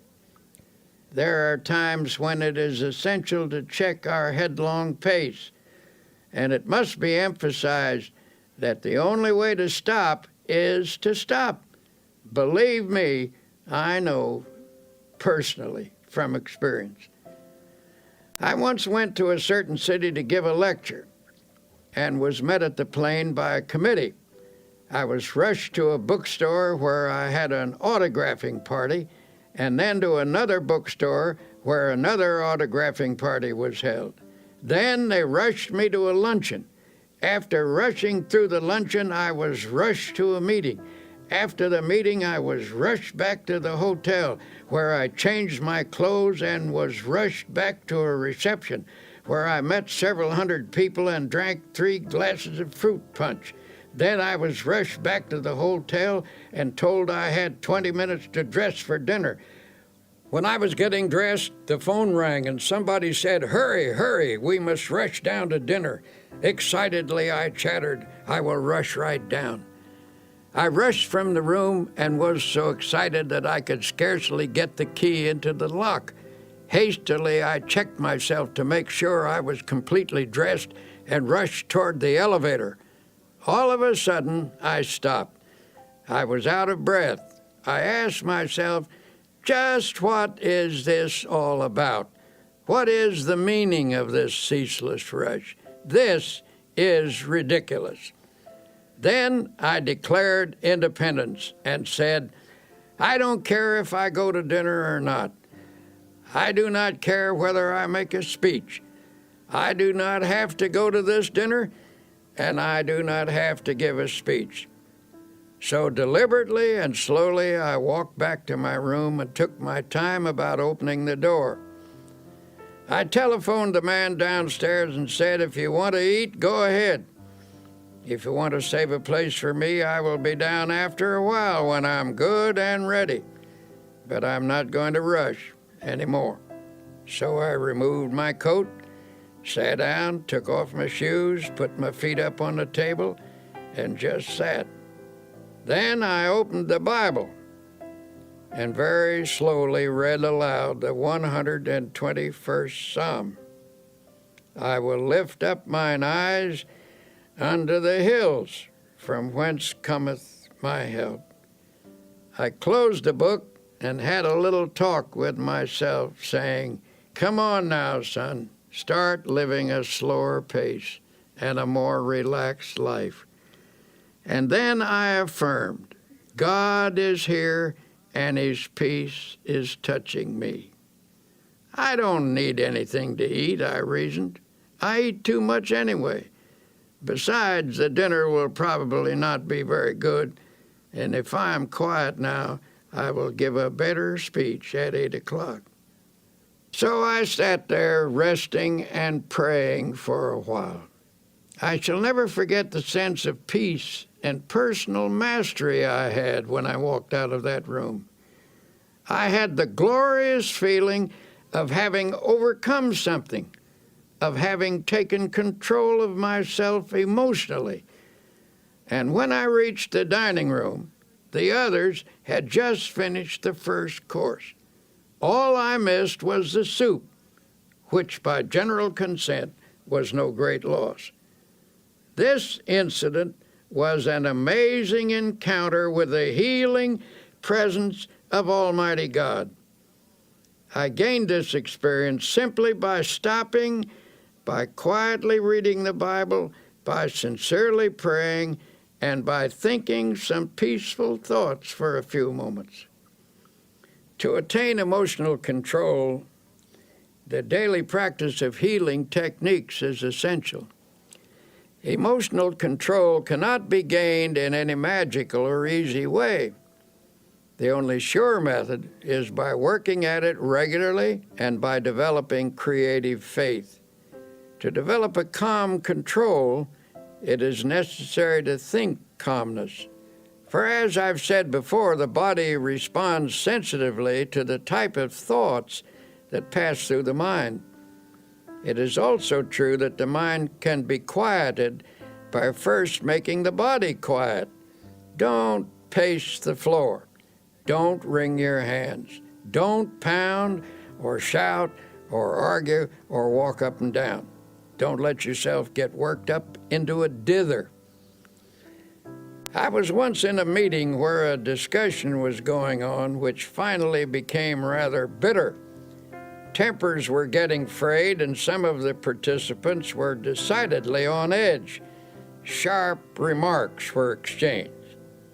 Suddenly one man got up, took off his coat, opened his collar, and lay down on a couch. Everyone was astonished, and someone asked if he felt ill. No, he said, I feel fine, but I'm beginning to get mad, and I have learned that it is difficult to get mad lying down. We all laughed, and the tension was broken. So I urge you to slow down. For whatever you really want, will be there when you arrive if you work toward it without stress, without pressing. If proceeding under God's guidance and in His smooth and unhurried tempo it is not there, then it was not supposed to be there. If you miss it, perhaps you should have missed it. Try to develop a normal, natural, God-ordered pace. Practice and preserve mental quiet.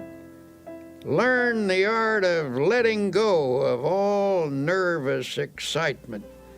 To do this, stop at intervals and affirm, I now relinquish nervous excitement. It is flowing from me now. I am at peace.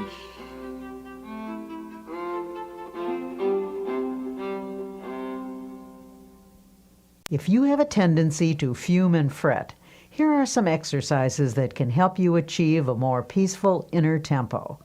1. Sit relaxed in a chair. Yield yourself completely to the chair. Starting with your toes and proceeding to the top of your head, conceive of every part of your body as relaxing. Affirm this relaxed state by saying, my toes are relaxed, my fingers are relaxed, my facial muscles are relaxed, and so on. 2. Think of your mind as the surface of a lake in a storm, tossed by waves and whipped by the wind. Then imagine the waves subside and the surface placid and smooth. 3.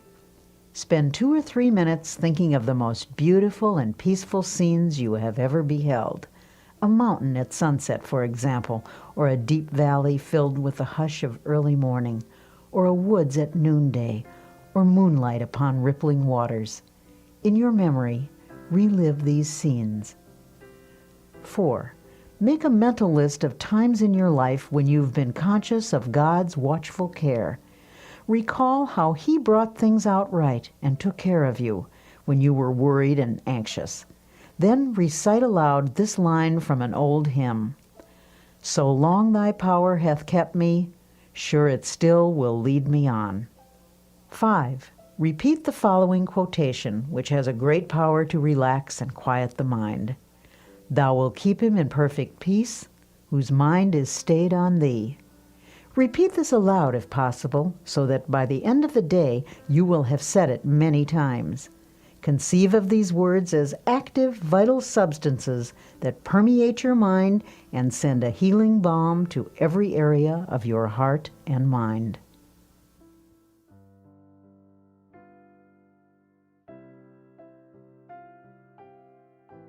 The connection between the mind and the body is a subtle but powerful one. Emotional turmoil can sap your energy, reduce your efficiency, cause poor health, and of course, steal your chances for happiness.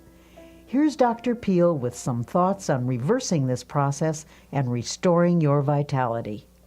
A physician I know says many of his patients have nothing wrong with them except their thoughts. He has a favorite prescription for some of them, and it's a verse from the Bible, no less. It reads, Be ye transformed by the renewing of your mind. He finds that when his patients change the pattern of their thoughts, they actually achieve a more peaceful state of mind. And that helps to produce health and well-being. Many people can benefit from such a prescription of prayer, faith, and dynamic spiritual thinking. Here's an example. The sales manager of a large company had experienced a serious decline in both ability and energy. He had once been a man of outstanding efficiency and power, but in the last year or so, he'd lost his creative skill and sales were slipping badly. 2 vacations brought no improvement. This man's physician recommended to the company president that his patient come to our religio-psychiatric clinic for an interview. When he arrived, he was rather indignant at being sent to a church. This is a pretty pass, he fumed, when they send a businessman to a preacher. I suppose you're going to pray with me and read the Bible, he said irritably. Well, I wouldn't be surprised, I answered, for sometimes our trouble lies in an area where prayer and the therapy of the Bible can have an important effect. He proved most sullen and uncooperative until I was finally forced to say to him, "Listen, I want to tell you bluntly that you'd better cooperate with us or you're going to be fired." "Who told you that?" he demanded.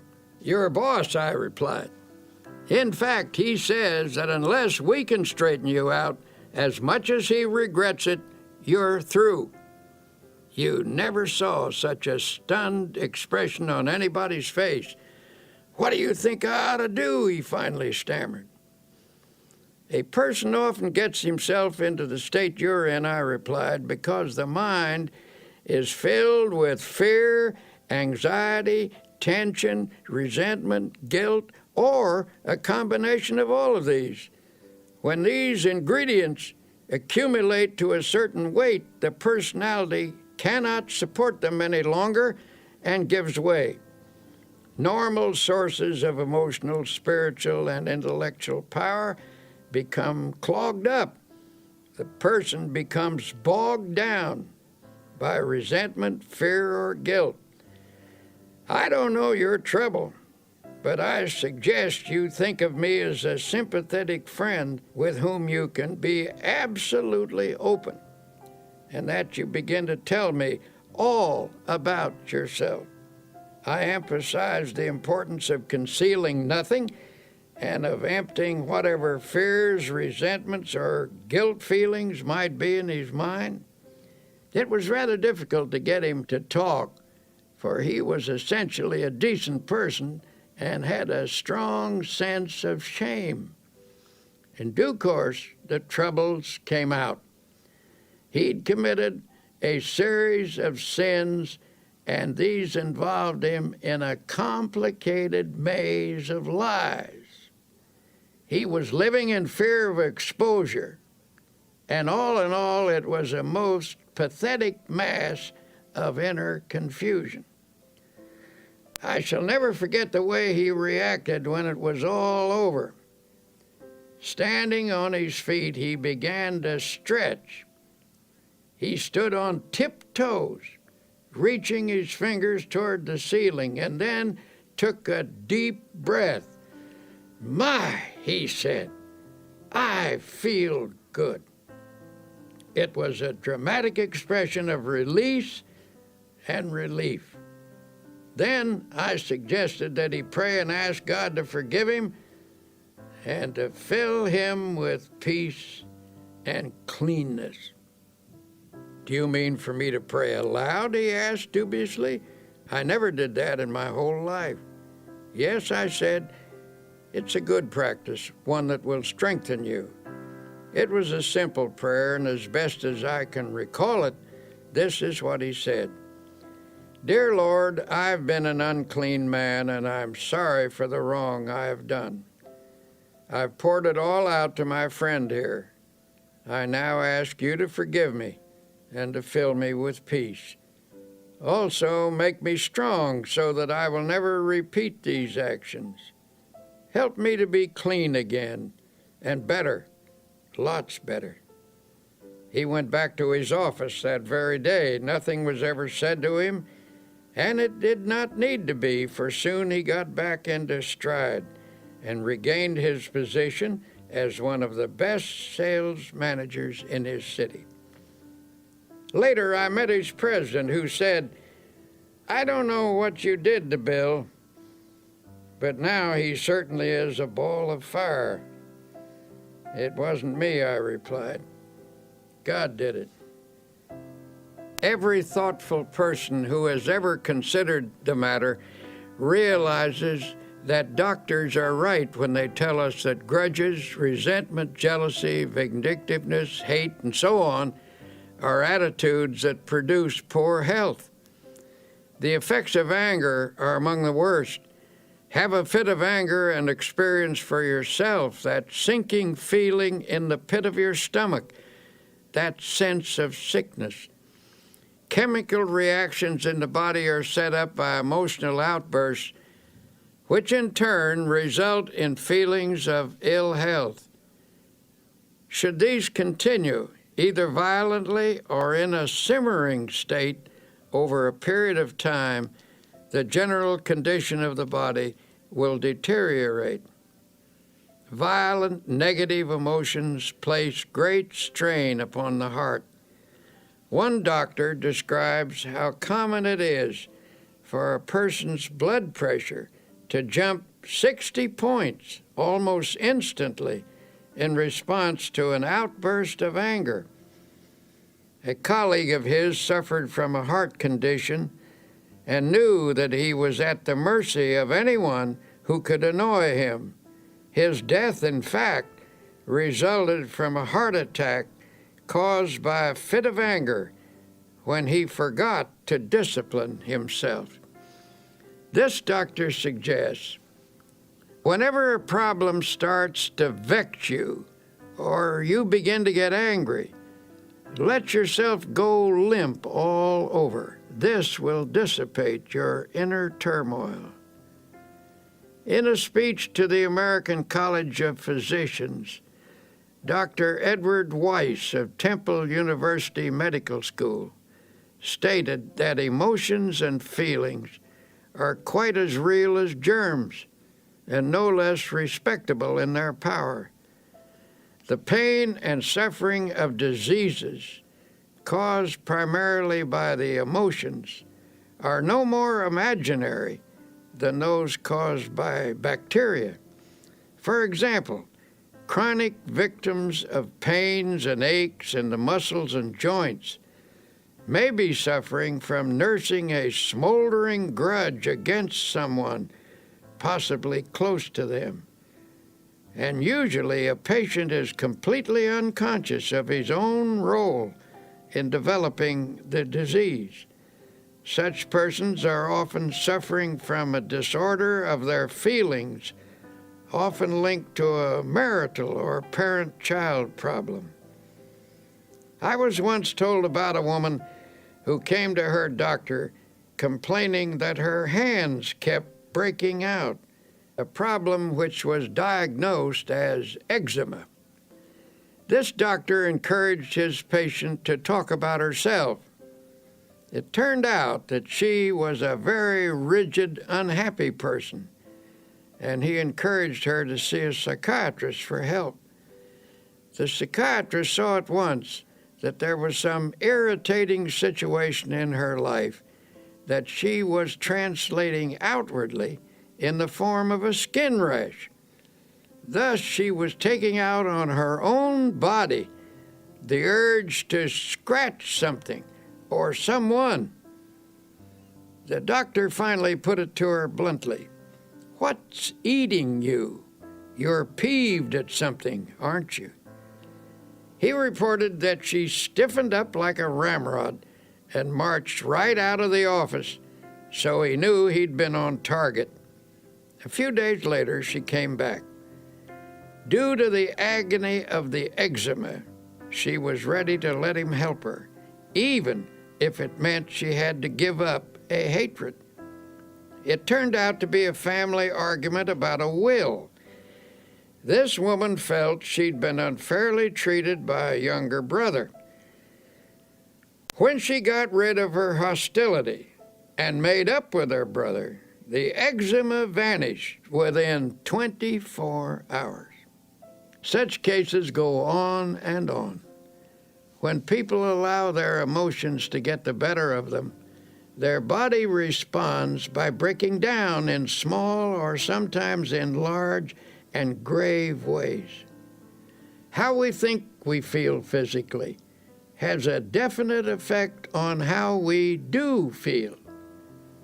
If your mind tells you you're tired or ill, the nerves and the muscles accept that as a fact.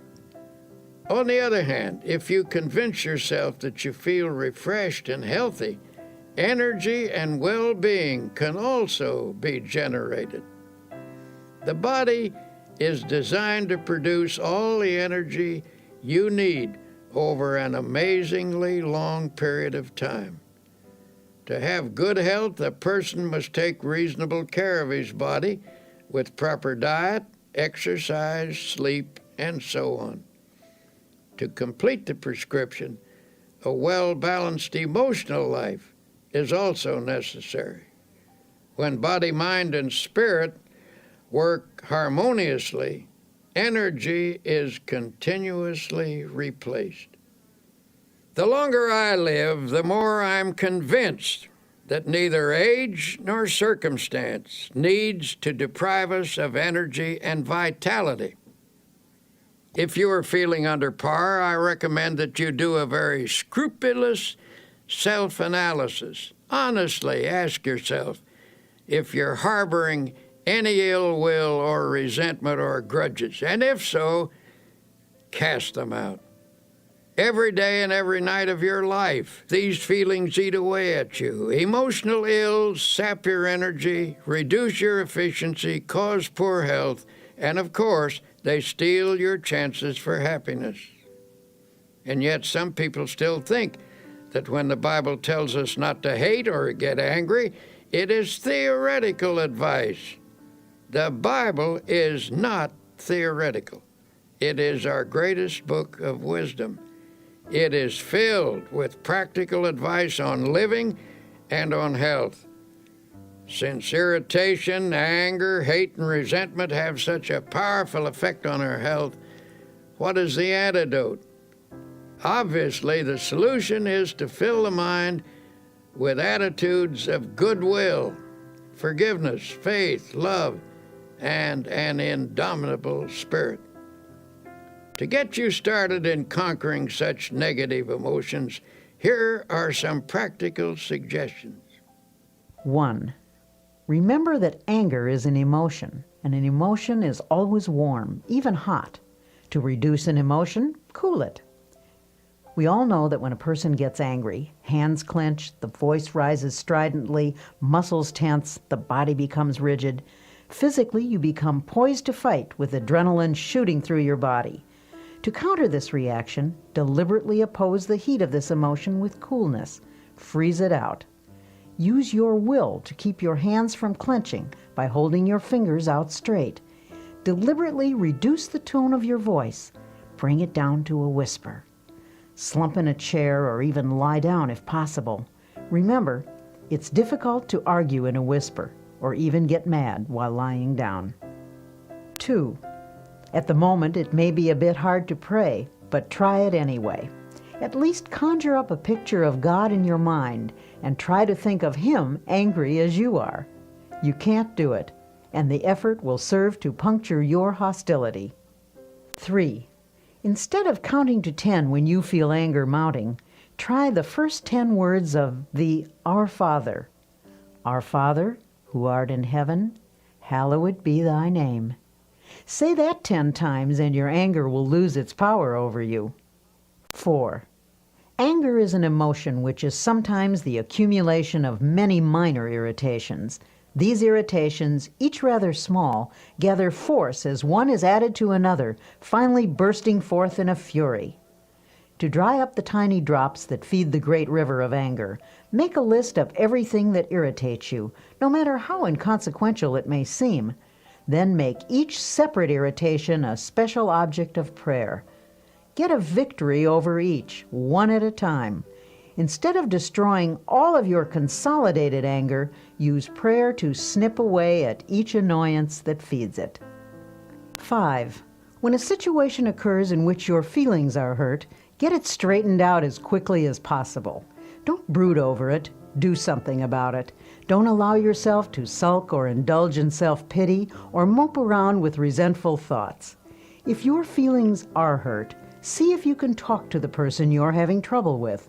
Try to resolve the situation right away so the incident doesn't get distorted or out of proportion. Put some spiritual iodine on the hurt by saying a prayer of love and forgiveness. 6. Allow the grievance to drain out of your mind. Go to someone you trust and pour it out until not a vestige of it remains within you. Then forget it. 7. Pray for people who hurt your feelings. Continue this until you feel the malice fading away. You may have to pray for quite a while to get this result. 8. Say this little prayer. May the love of God fill my heart. Then add this line. May the love of God for that person who has hurt me flood my soul. Pray this and mean it. Take the advice of Jesus literally when he said to forgive 70 times 7. That comes to 490 times. Before you have forgiven a person that many times, you will be free of resentment.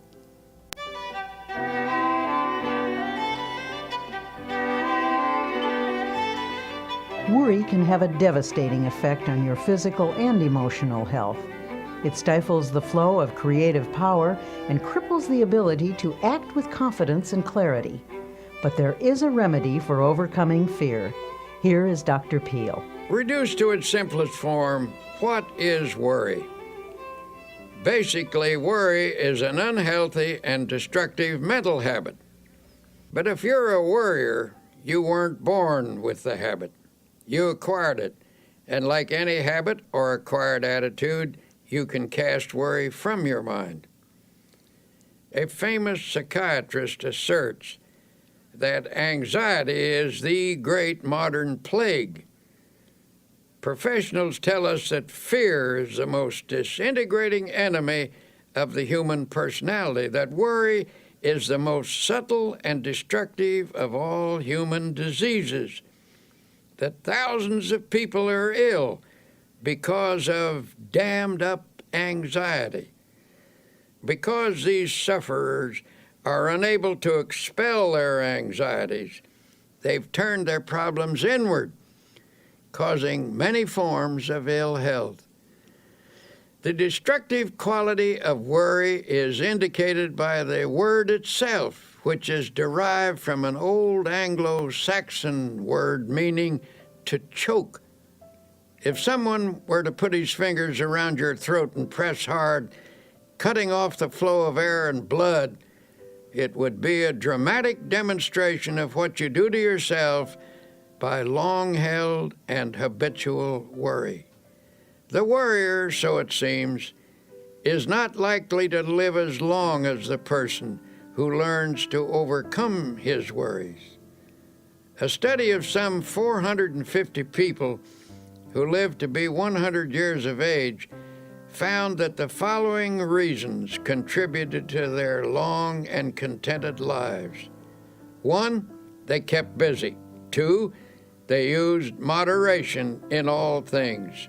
3, they ate lightly and simply. 4, they got a great deal of fun out of life. 5, they were early to bed and early to rise.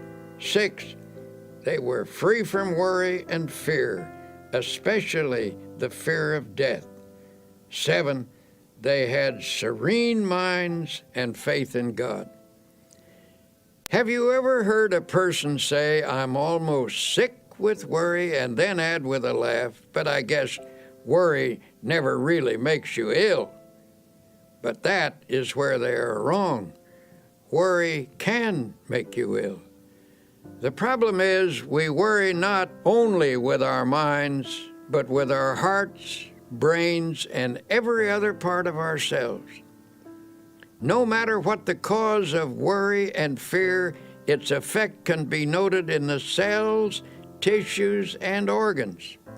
But don't be discouraged. There is a remedy that will bring you sure relief. You can overcome your worries. The first step is simply believing you can. For whatever you believe you can do, with God's help, you can do. Here then is a practical procedure which will help to eliminate abnormal worry from your daily life. Practice emptying the mind daily. This is a suggestion I will repeat over and over again. for it is of utmost importance. To avoid retaining worries in your mind while you sleep, this mental catharsis should be done preferably before retiring at night. The last 5 minutes before going to sleep are of extraordinary importance, for in that brief period the mind is most receptive to suggestion. It tends to absorb the last ideas that are entertained in the waking state. Then while you sleep, thoughts sink into the subconscious. This process of mind letting is important in overcoming worry because fearful thoughts can clog the mind and impede the flow of mental and spiritual power. But if such thoughts are eliminated daily, they will not accumulate. To help drain away these thoughts, you might use a process of creative imagination, in which you conceive of yourself as actually emptying your mind of all anxiety and fear. Think of the remarkable imaginative skill of small children. Watch how they respond to the game of kissing away a hurt. Imagination is not simply the use of fantasy. The word imagination comes from the idea of imaging, that is, creating images in our mind. Imagineering is the use of mental images to build factual results, and it is an astonishingly effective procedure. What you create with your imagination, whether it is an image of fear or of release from fear, may ultimately become a fact if it is held in your mind with sufficient faith. Here's one method you might use. Picture all your worry thoughts flowing out from you in the same way that water flows from a basin by removing the stopper.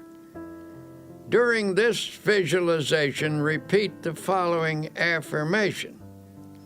With God's help, I am now emptying my mind of all anxiety, all fear, all sense of insecurity. Repeat this slowly 5 times. Then add, I believe that my mind is now emptied of all anxiety, all fear, all sense of insecurity. Repeat the statement 5 times while holding a mental picture of your mind as being emptied. Then thank God for thus freeing you from fear, and then go to sleep.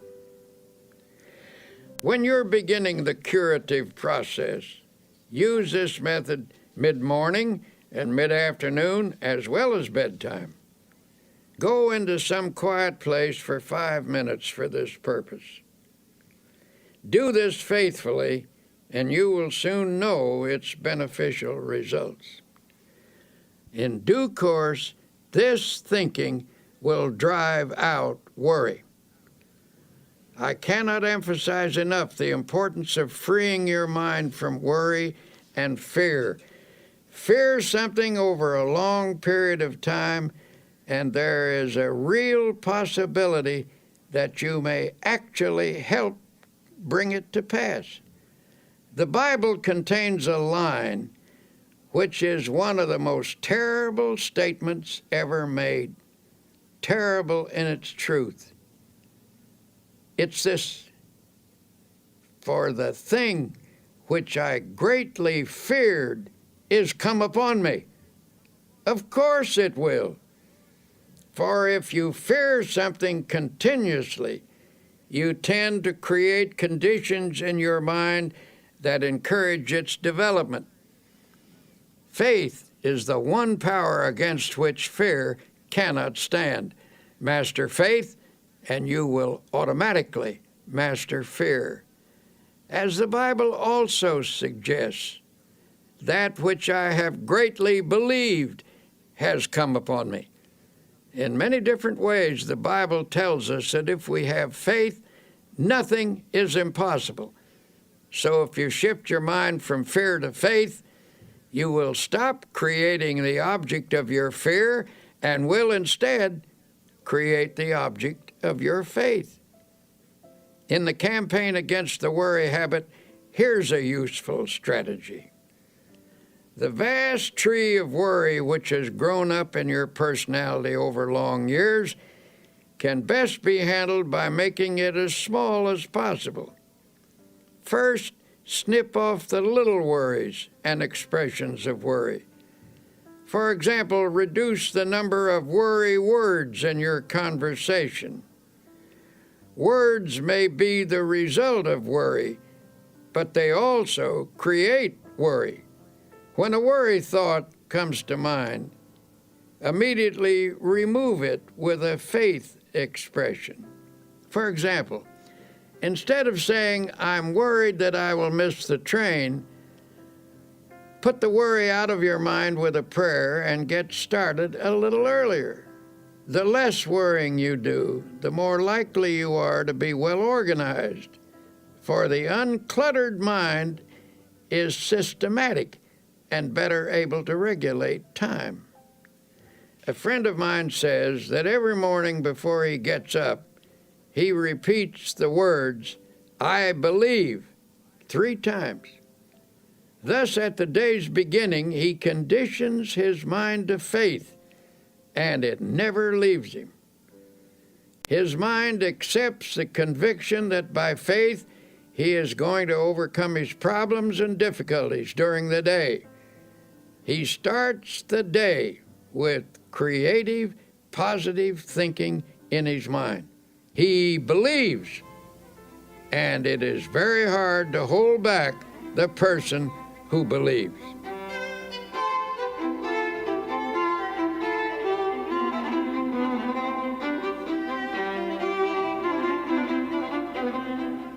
Many people fail to overcome troubles such as worry because they allow a problem to seem complicated.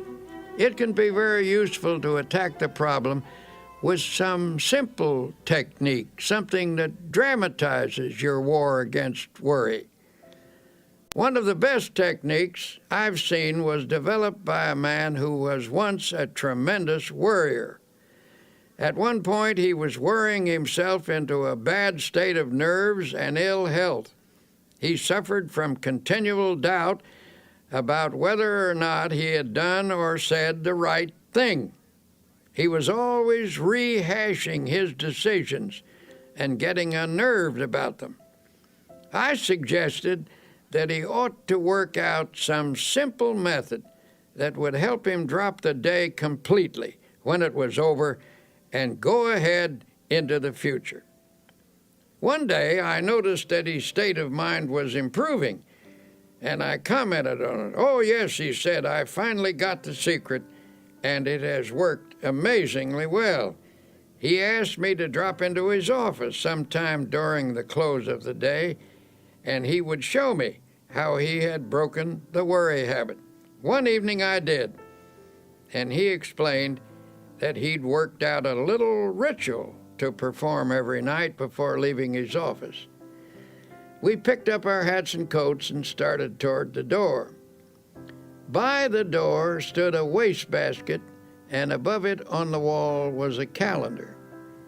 You could see only one date at a time, and that date was in large print. He said, "Now I will perform my evening ritual, the one that has helped me break the worry habit." He reached up and tore off the calendar page for that day. He rolled it into a small ball, and I watched with fascination as his fingers slowly opened and he dropped that day into the wastebasket. He then closed his eyes and his lips moved. Upon finishing his prayer, he said, "Amen. Okay, the day is over. Come on, let's go out and enjoy ourselves." As we walked down the street, I asked, "Would you mind telling me what you said in that prayer?" He laughed and said, "I don't think it is your kind of prayer." "Well, I pray something like this: Lord, you gave me this day. I didn't ask for it, but I was glad to have it. I did the best I could with it, and you helped me, and I thank you. I made some mistakes. That was when I didn't follow your advice, and I'm sorry about that. Forgive me. But I had some victories and some successes too, and I'm very grateful for your guidance.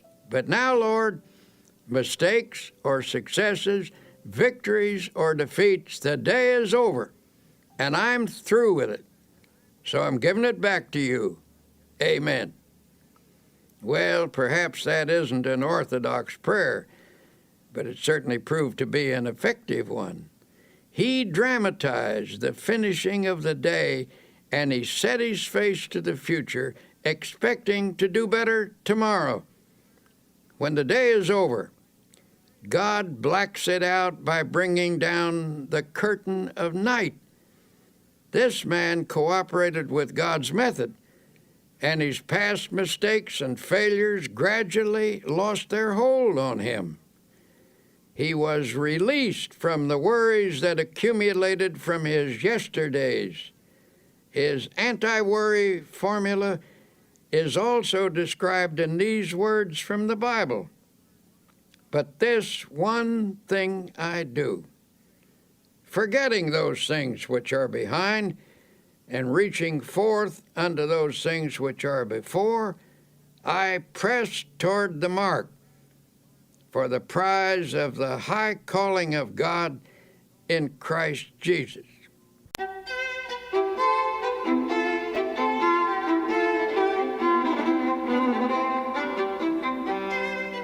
To help you break the worry habit, here are some practical suggestions you can start using right away. 1. Say to yourself, worry is a very bad mental habit. I can change any habit with God's help. 2. You can become free of worry by practicing the opposite and stronger habit of faith. With all the strength and perseverance you can command, start practicing faith. 3. How do you practice faith? Here's a good way to begin. First thing every morning before you rise, say out loud, I believe. 4. Recite this prayer frequently. I place this day, my life, my loved ones, my work in the Lord's hands. There is no harm in the Lord's hands, only good. Whatever happens, whatever results, if I am in the Lord's hands, it is His will, and it is good. 5. Practice saying something positive about everything. For example, don't say, this is going to be a terrible day. Instead, affirm, this is going to be a glorious day. Don't say, I'll never be able to do that. Instead, affirm, with God's help, I will do that. 6. Shoot an injection of faith into all your conversations. A group of people talking pessimistically can infect every person in the group with negative feelings. But by talking up rather than down, you can drive off that depressing atmosphere and make everyone feel hopeful. 7.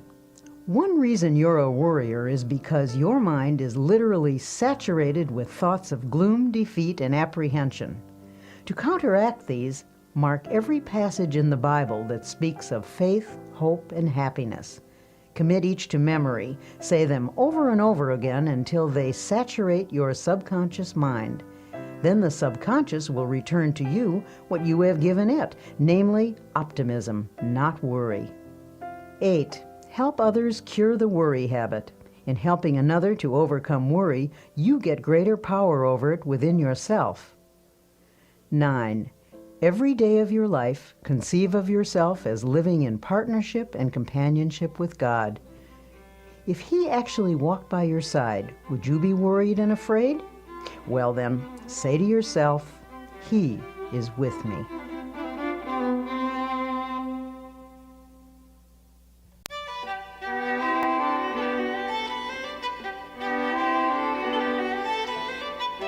For most people, happiness is perhaps the most precious commodity in the world, and yet, all too often, it eludes us.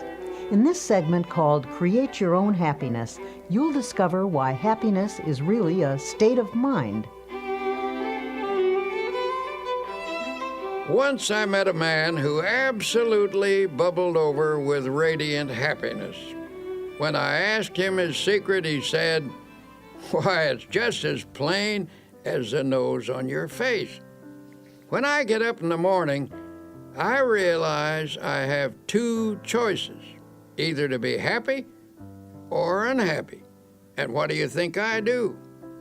I just choose to be happy, and that's all there is to it."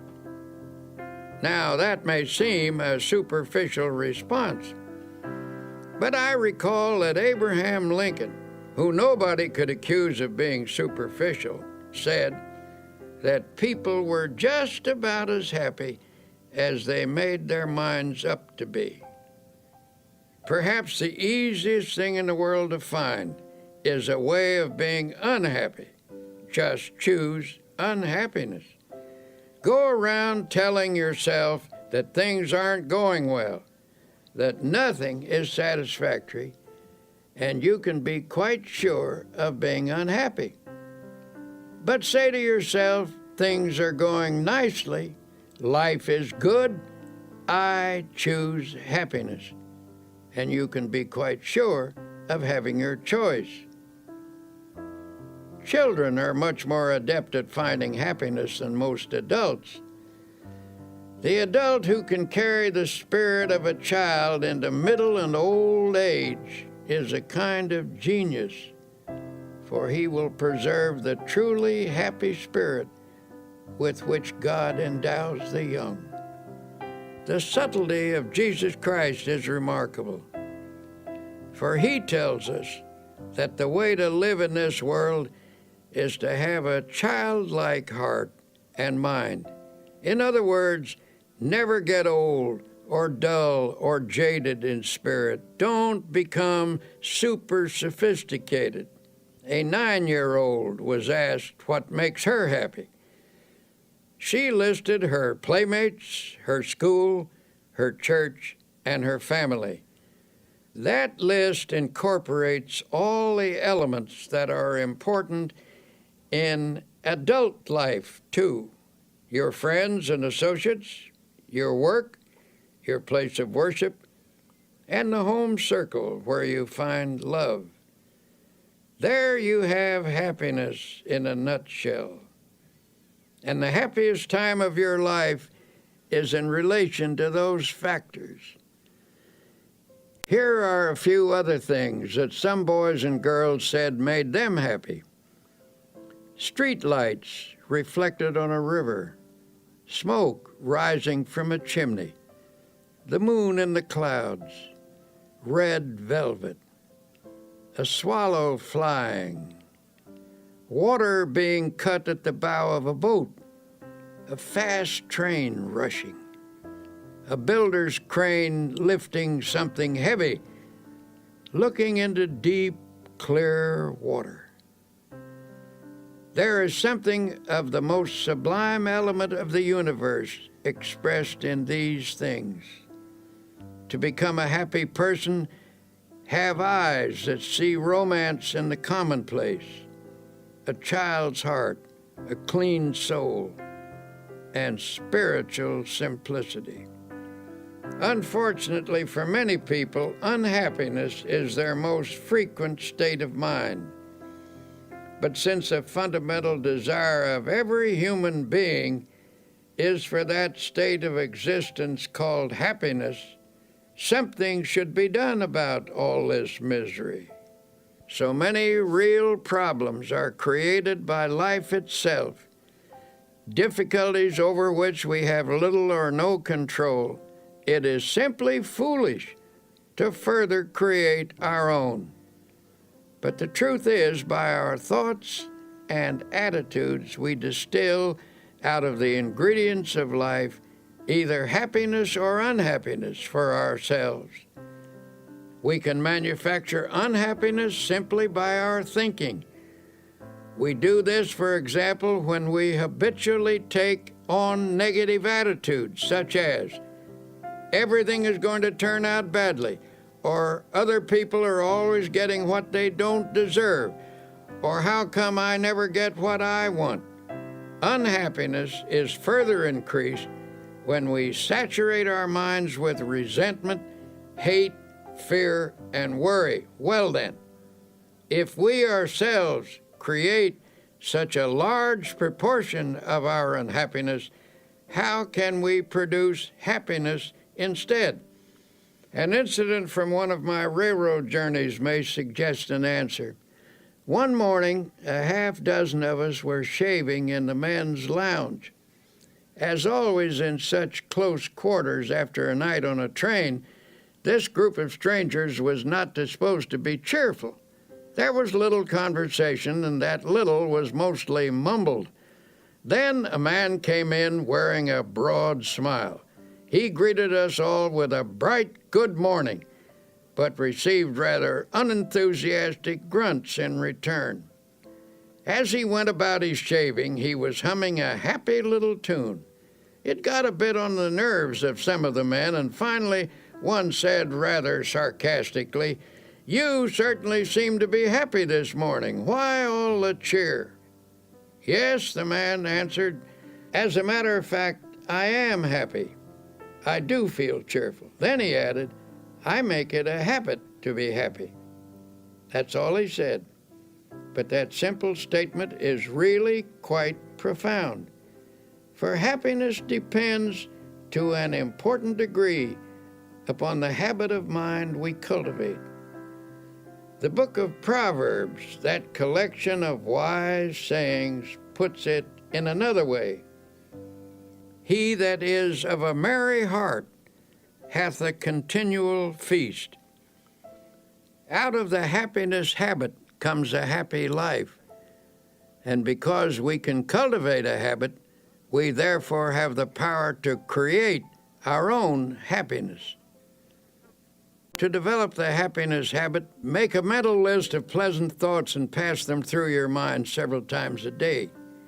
If an unpleasant thought should enter your mind, immediately stop, consciously reject it, and substitute a pleasant thought. Every morning before rising, lie relaxed in bed for a few minutes. Let pictures of each happy experience you expect to have during the day pass across your mind. Savor their joy. Such thinking will help cause events to turn out that way.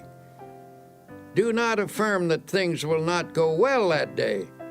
By merely saying that, you can actually help to make it so. You will draw to yourself every factor, large and small, that will contribute to unhappy conditions. As a result, you will find yourself asking, why does everything go badly for me? What's the matter with everything? Tomorrow, try this plan instead. When you rise, say out loud 3 times this one sentence. This is the day which the Lord hath made. I will rejoice and be glad in it. Repeat it in a strong, clear voice with positive tone and emphasis. The statement, of course, is from the Bible, and it is a good cure for unhappiness. While dressing or shaving or getting breakfast, you might also say aloud a few such remarks as, I believe this is going to be a wonderful day. I believe I can successfully handle all the problems that will arise. I feel good physically, mentally, emotionally. I am grateful for all that I have had, for all that I now have, and all that I shall have. Things are not going to fall apart because God is here, and He is with me, and He will see me through. I thank God for every good thing. If you repeat these phrases and meditate on their meaning, you will change the character of your day by starting off with a positive frame of mind.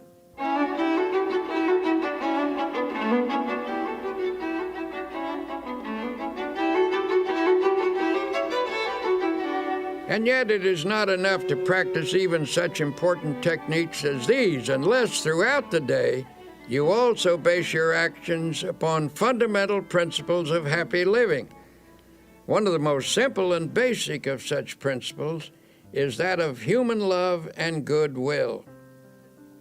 One man who truly knew happiness was a friend of mine named Ralston Young, who was once famous as Red Cap number 42 in New York City's Grand Central Station. This man carried bags for a living, but his real job was living the spirit of Christ. As he carried a person's suitcase, he tried to share a little Christian fellowship. He carefully watched a customer to see if there was any way he could give them more courage and hope. One day he was asked to take an elderly lady down to her train. As he wheeled her into an elevator, he noticed there were tears in her eyes. He asked the Lord how he could help her, and the Lord gave him an idea. As he wheeled her off the elevator, he said with a smile, "Ma'am, if you don't mind my saying so, that is a mighty pretty hat you're wearing." She looked up at him and said, "Why, thank you. And I might add," he said, "that sure is a pretty dress you have on. I like it so much." This appealed to her, and despite the fact that she wasn't feeling well, she brightened up and asked, "Why in the world did you say those nice things to me? It's very thoughtful of you." "Well," he said, "I saw how unhappy you were. I saw that you were crying, and I just asked the Lord how I could help you. The Lord said, speak to her about her hat. The dress," he added, "was my own idea." When he asked her if she didn't feel well, she told him that she was in constant pain. She asked him, "Do you by any chance know what it means to be in pain all the time?" Ralston had an answer. "Yes, ma'am, I do. A long time ago I lost an eye, and it hurt like a hot iron day and night. But," she said, "you seem to be happy now. How did you do it?" By this time he had her in her seat in the train, and he said, "Prayer, ma'am, just by prayer." Softly she asked, "Does prayer, just prayer, take your pain away?" "Well," answered Ralston, "perhaps it doesn't always take it away. I can't say that it does, but it always helps to overcome it so it doesn't seem like it hurts so much. Just keep on praying, ma'am, and I'll pray for you too." Her tears were dried now, and she looked up at him with a smile, took him by the hand, and said, "You've done me so much good." A year passed, and one night at the station, a young woman came to see Ralston. She said, "I bring you a message from the dead. Before she died, my mother told me to find you and to tell you how much you helped her last year when you took her to the train in her wheelchair. She will always remember you, even in eternity, for you were so kind and loving and understanding." Then the young woman burst into tears and sobbed in her grief. Ralston stood quietly watching her. Then he said, "Don't cry, Missy. Don't cry. You shouldn't cry. Give a prayer of thanksgiving instead." She was surprised by this response, and Ralston went on, "Why, because many people have become orphans much younger than you. You had your mother a long, long time, and besides, you still have her. You will see her again. She is near to you now, and she always will be near to you. Maybe she is with us right now, the two of us, as we talk." The sobs ended, and the tears dried. Ralston's kindness had the same effect on the daughter as it had on the mother. In this huge station with thousands of people passing by, the two of them felt the presence of the Divine One. He who inspired this red-capped to go around in this way, spreading love. As Tolstoy said, where love is, God is. And we might add, where God and love are, there is happiness. So a fundamental principle in creating happiness is just to practice love. In my travels about the country, I have been fortunate to encounter an increasing number of genuinely happy individuals. These are people who have been practicing the kinds of techniques I'm describing to you. Recently, after finishing a lecture, a big, strapping, fine-looking man invited me to a party. Well, I must admit, from the way he described it, it didn't sound at all like my kind of party. I was hesitant, afraid I might cramp everyone's style, so I began to make excuses. "Oh, don't worry," he said. "This is your kind of party. You'll get the kick of your life out of it." So I went along with my buoyant friend, and he introduced me to a large group of joyous and exuberant people. I looked around for a bar, but there wasn't any. When I remarked that these people must have stopped somewhere before coming here, my host was shocked. "Stopped somewhere? Why, don't you understand? These people have got the spirit all right, but not the kind of spirit you're thinking of. I'm surprised at you. Don't you realize what makes this crowd happy? It's so simple. They've found God as a living, vital, honest-to-goodness reality. Yes, they've got the spirit all right, but it isn't the kind that you get out of a bottle. They've got the spirit in their hearts." Then I saw what he meant. This wasn't a crowd of pious, stodgy people. Some were leaders of that town, business people, lawyers, doctors, teachers, and a lot of simpler folk besides. And they were having a wonderful time talking about God and doing it in the most natural manner imaginable. They were telling one another about the changes that had occurred in their lives through spiritual power. Those who have the naive notion that you can't laugh and be light-hearted when you're religious should have been in on that party. Well, I left that evening with a Bible verse running through my mind. "In him was life, and the life was the light of men." That was the light that I saw on the faces of those happy people, an inner light reflected outwardly on their faces. And it came from an effervescent spiritual something that they had taken into themselves. Life means vitality, and these people obviously were getting their vitality from God. Through faith in God and in themselves, they had found the power that creates confidence and happiness. If you want to create a little more happiness in your life, here are a few ideas. 1. Remember it is primarily your thoughts and attitudes that determine how happy you are. Never allow resentment, hate, fear, or worry to dominate your thoughts. 2. Make it a habit to be happy. You can cultivate this habit, so you do have a choice. As the book of Proverbs says, "He that is of a merry heart hath a continual feast." 3. Practice happy thinking. Make a mental list of pleasant thoughts and pass them through your mind several times each day. If an unpleasant thought should enter your mind, immediately stop, consciously reject it, and substitute a pleasant one. 4. Each day when you arise, say this one sentence out loud. "This is the day which the Lord hath made. I will rejoice and be glad in it."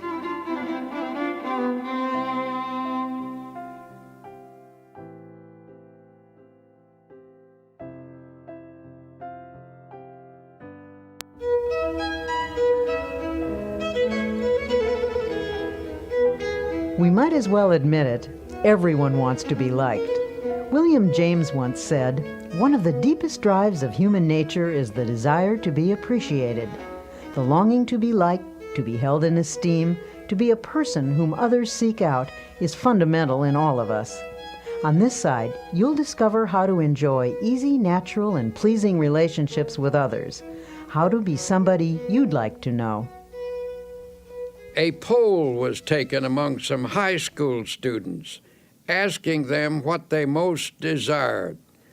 By overwhelming majority, the students answered that they wanted to be popular. Older people have this same urge.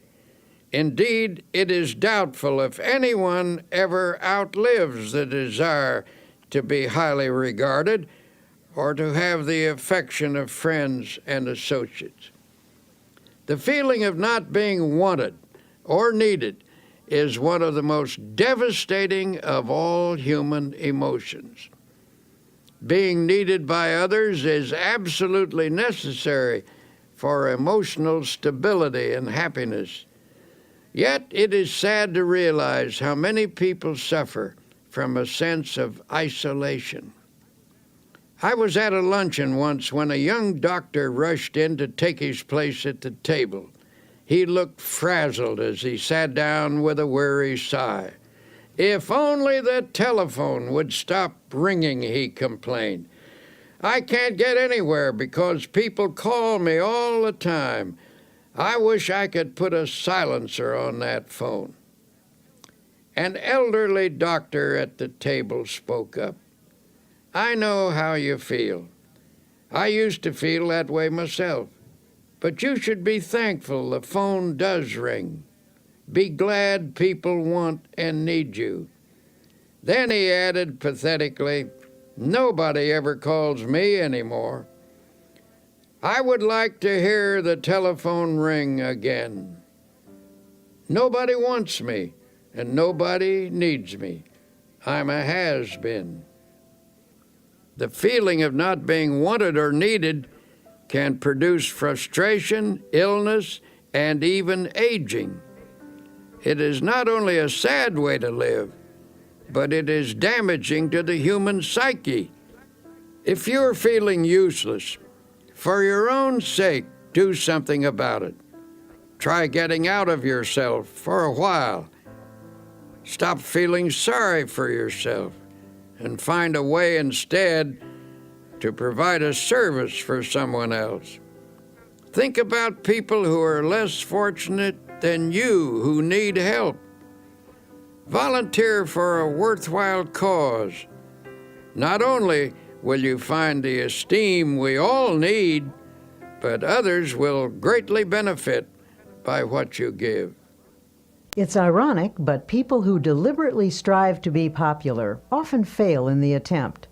Popularity sought purely for its own sake can be a superficial goal which encourages superficial results. On the other hand, we all know someone who has that extra something, a magnetism that comes from inner confidence. Without even trying, these people never seem to lack for friends. Before we begin talking about ways to improve your relationships, let me warn you that no one, no matter how terrific, is liked by everyone. It's a curious quirk in human nature, but there are certain people with whom we simply don't click.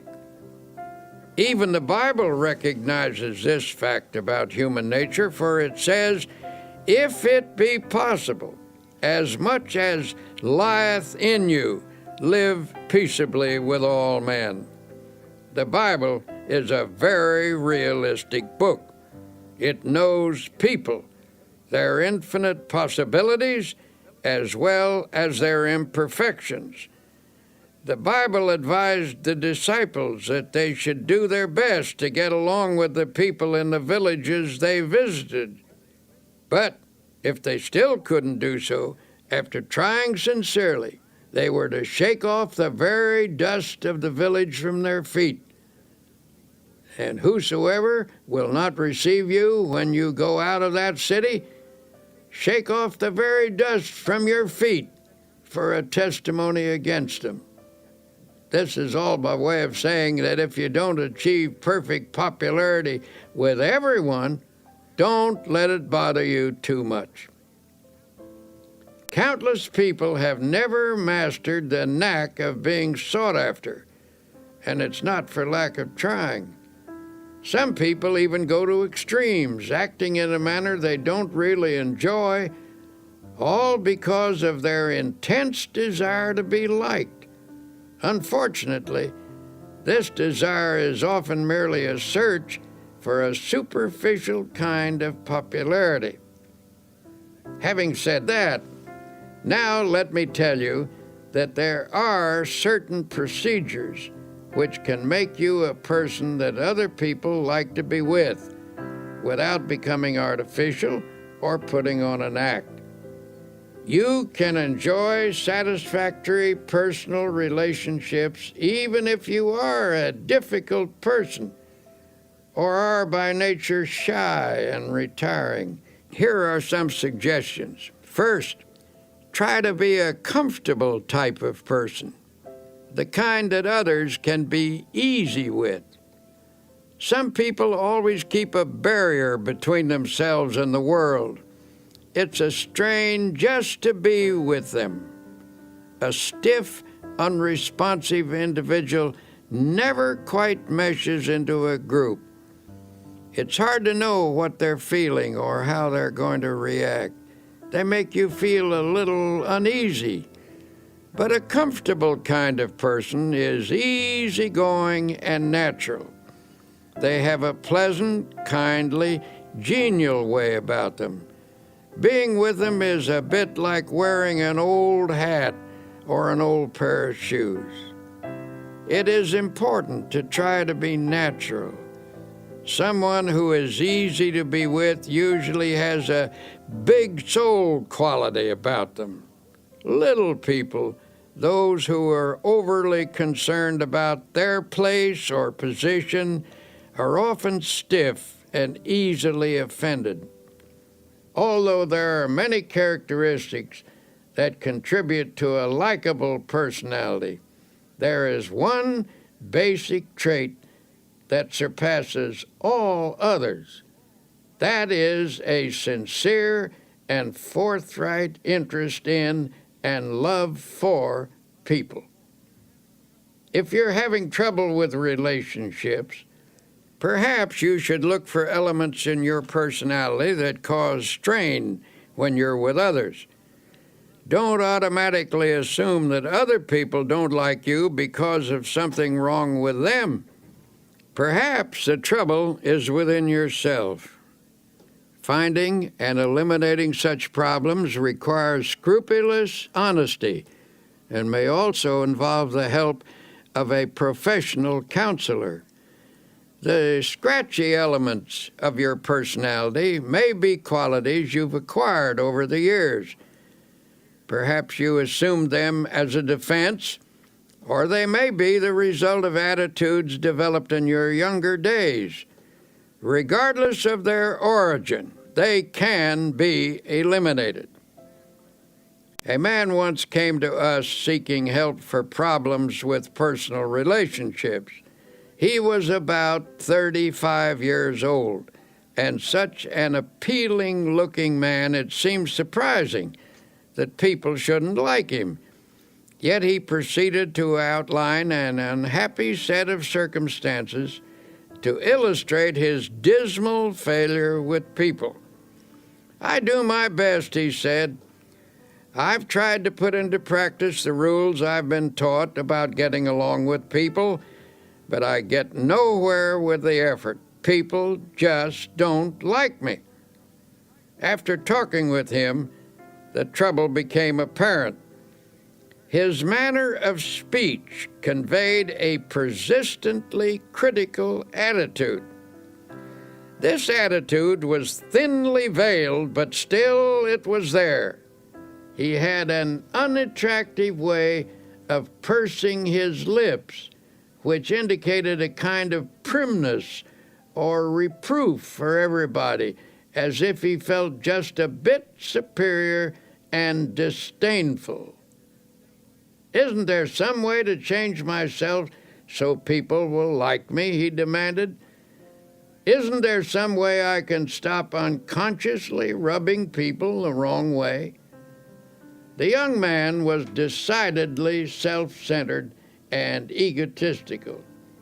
The person he really liked was himself.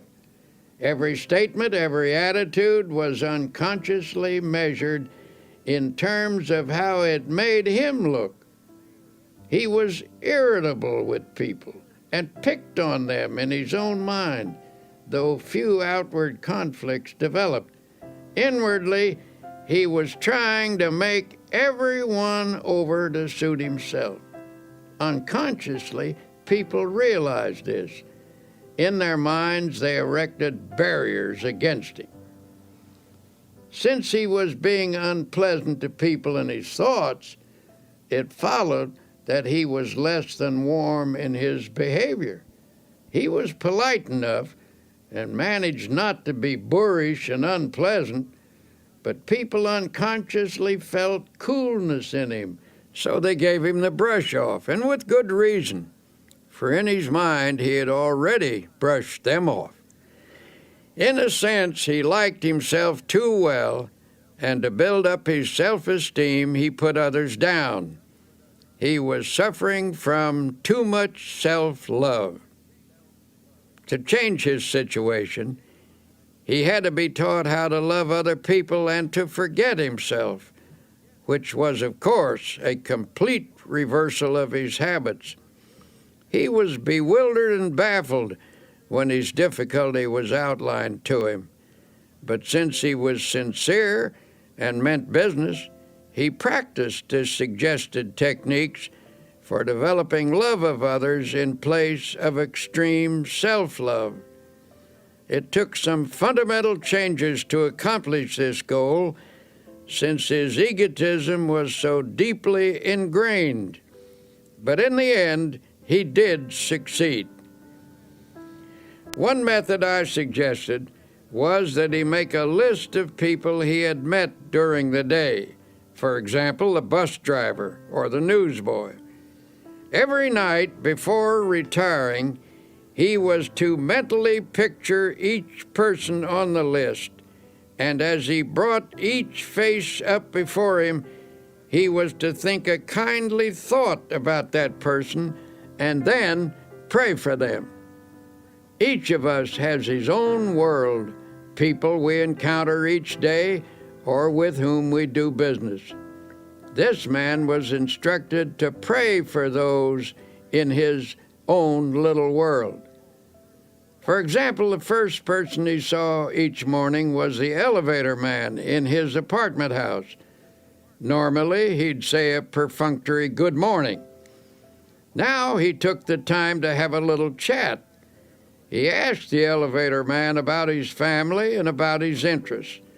He found that he had an interesting point of view and some experiences which were quite fascinating. He began to see new values in a person who had previously been a mechanical robot to him.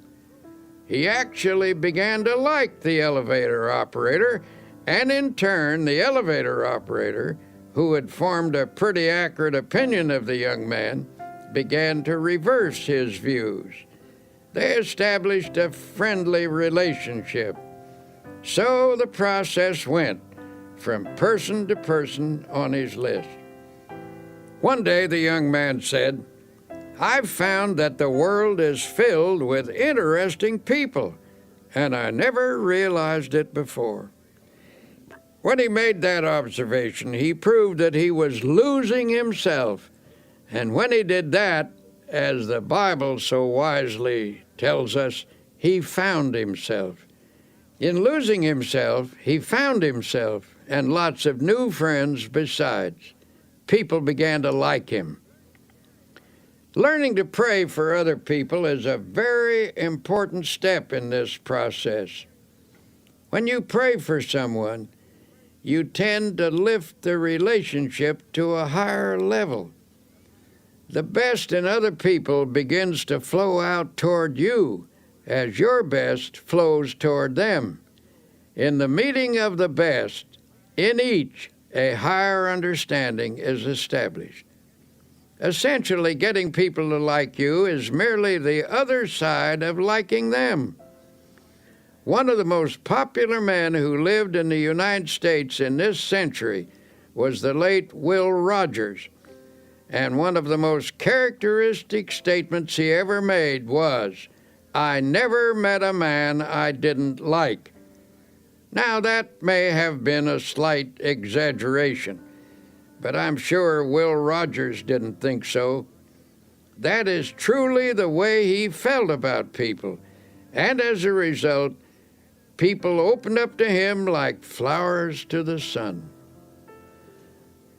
Another important way to get people to like you is to practice building up their ego. Everyone has a normal desire for feelings of self-importance.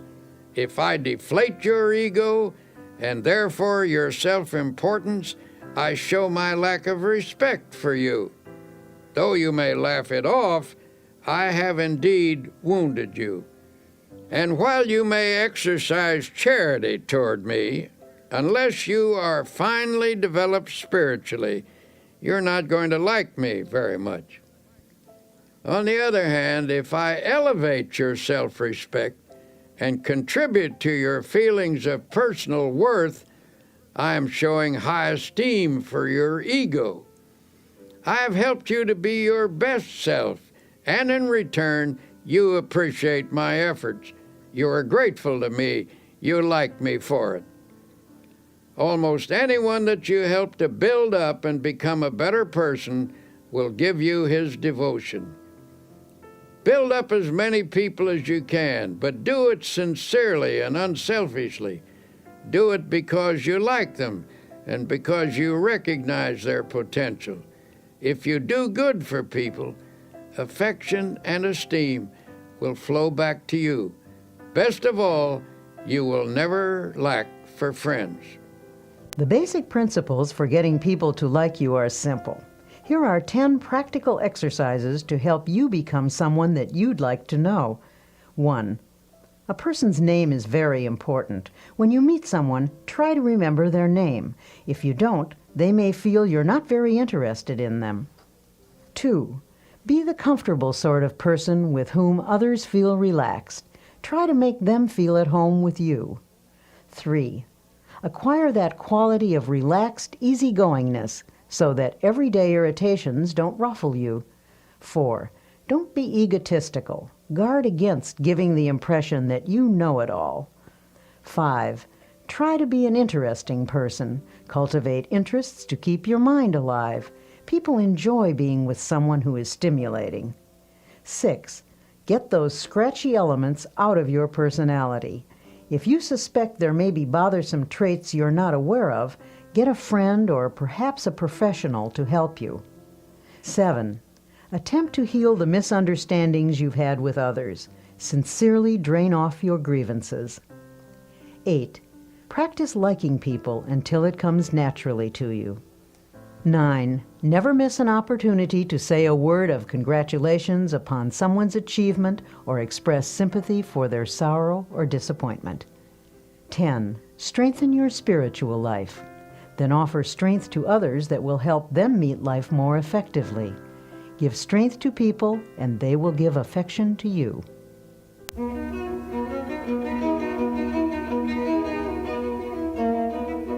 Winston Churchill once wrote about the great British General Tudor. He commanded a division of the British Fifth Army, which faced the powerful German assault in March 1918. The odds were heavily against him, but General Tudor knew how to meet an apparently immovable and undefeatable obstacle. His method was simple. He merely stood and let the obstacle break on him, and he in turn broke the obstacle. Now here is what Churchill said about General Tudor. The impression I had of Tudor was of an iron peg hammered into the frozen ground immovable. General Tutor knew how to stand up to an obstacle. Just stand up to it, that's all. Don't whine or complain about it. Don't give way under it. Stand up to it, and it will finally break. You will break it. Something has to break, and it won't be you. It will be the obstacle. People who cringe in front of their challenges not only trip themselves up, but they can often affect a whole team or organization. People like the obstacle man, for example. Here's his story. This obstacle man worked in a large creative organization. He received this name because no matter what suggestion was advanced, his mind instantly latched onto all the possible obstacles in connection with it. One day, the directors of his firm were considering a project which involved considerable expense and some definite hazards, as well as possibilities for success. In a discussion of the venture, the obstacle man would frequently say, "Just a moment, let's consider the obstacles involved." Now, present at this meeting was another man who said very little, but who was greatly respected by his colleagues for his ability and achievements. After listening to the obstacle man's litany of objections, he finally asked, "Why do you constantly emphasize the obstacles in this proposition instead of the possibilities?"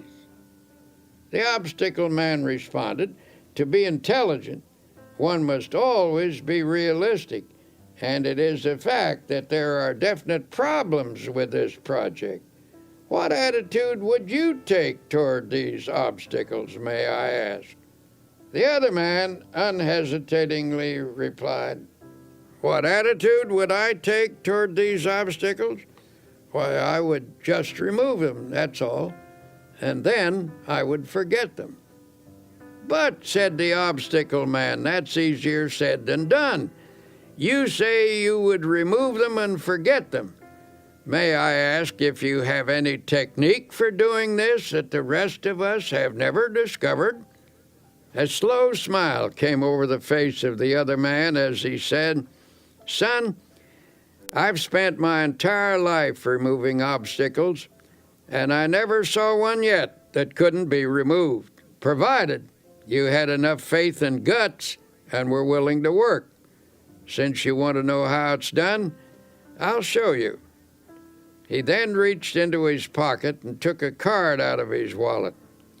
He shoved the card across the table and said, "There, read that.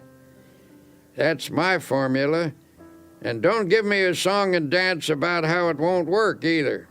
I know better from experience." The obstacle man picked up the card and, with a strange look on his face, read the words to himself. "Read them out loud," urged the other man. In a slow, dubious voice, he read, "I can do all things through Christ who strengthens me." The owner of the card put it back in his wallet and said, "I've lived a long time and have faced a lot of difficulties, but there is power in those words, actual power, and with it you can remove any obstacle." He said this with confidence, and everyone knew he meant it. He was, in fact, a remarkable man who had overcome many odds, and his successful track record spoke for itself. His positive attitude, plus the fact that he was not in any sense holier than thou, made his words convincing to the men around the table. At any rate, there was no more negative talk from the obstacle man or anyone else from then on. The project was put into operation, and despite risks and difficulties, it turned out successfully.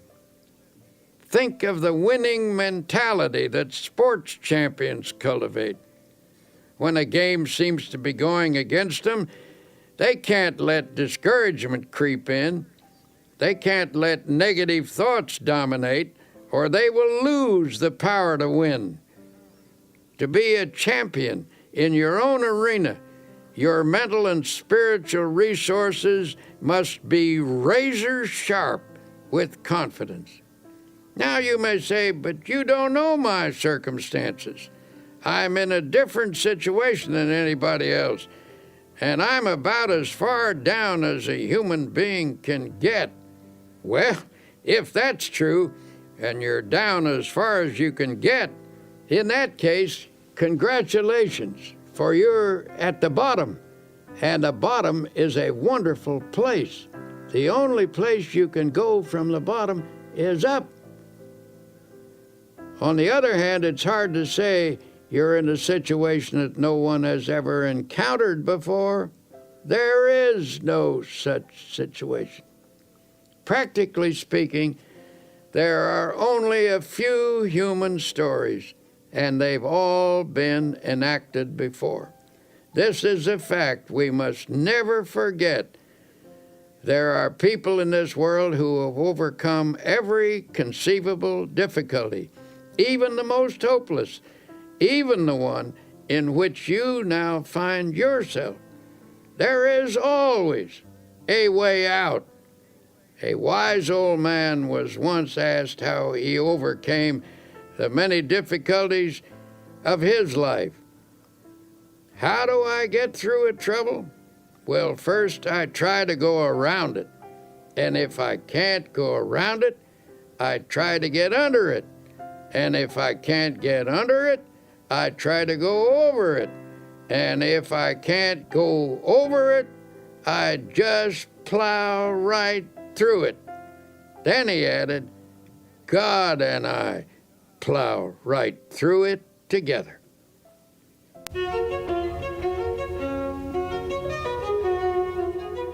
One way to help your subconscious become more positive is to eliminate certain expressions of thought and speech, which we'll call the little negatives. These little negatives clutter up the average person's conversation, and while each one is seemingly unimportant in itself, when taken together, they have a total effect of creating a negative mindset.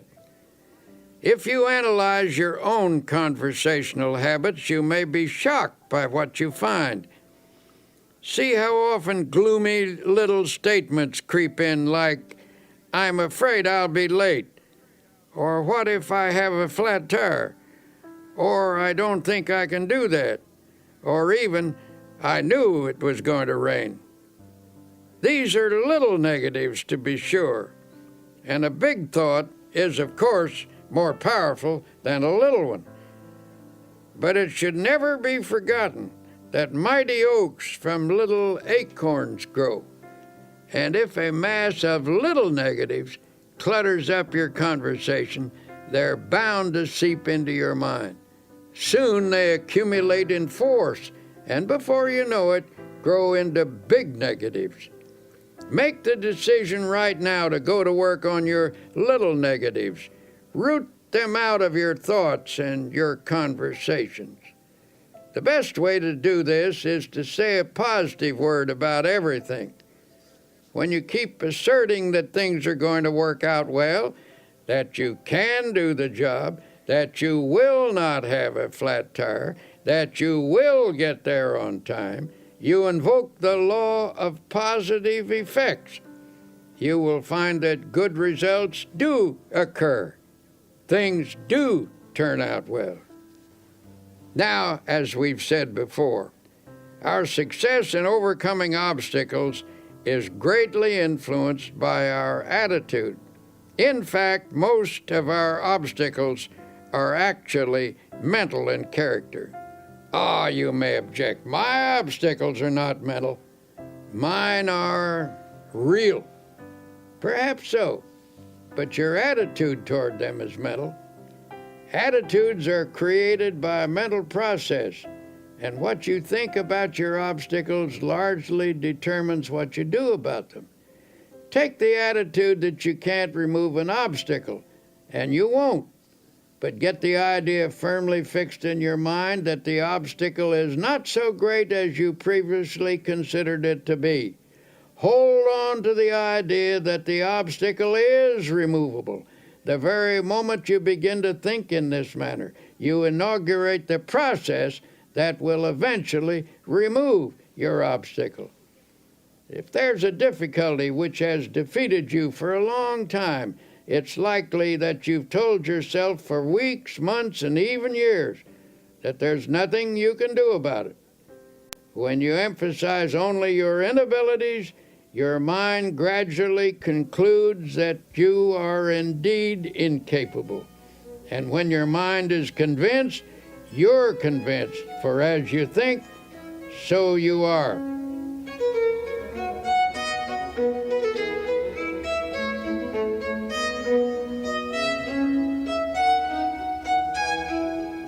Armed with a new attitude, now take another look at that obstacle that's been bothering you. You will find that it isn't so formidable as you thought. Say to yourself, the rough is only mental. I think victory, I get victory. Remember that formula. Write it on a piece of paper, put it in your wallet, stick it over the kitchen sink, put it on your dressing table and on your desk. Keep looking at it until its truth permeates your whole mental attitude, until it becomes a positive obsession. I can do all things through Christ who strengthens me. What may seem to be a difficult proposition is hard or easy depending upon how we think about it. Some of America's greatest thinkers tackled this question of attitude, and each came to the same conclusion. Ralph Waldo Emerson believed that the human personality can be touched with divine power, and through this channel, greatness is released. William James pointed out that the most important factor in any undertaking is one's belief about it. And Henry David Thoreau told us that the secret of achievement is to hold a picture of a successful outcome in mind.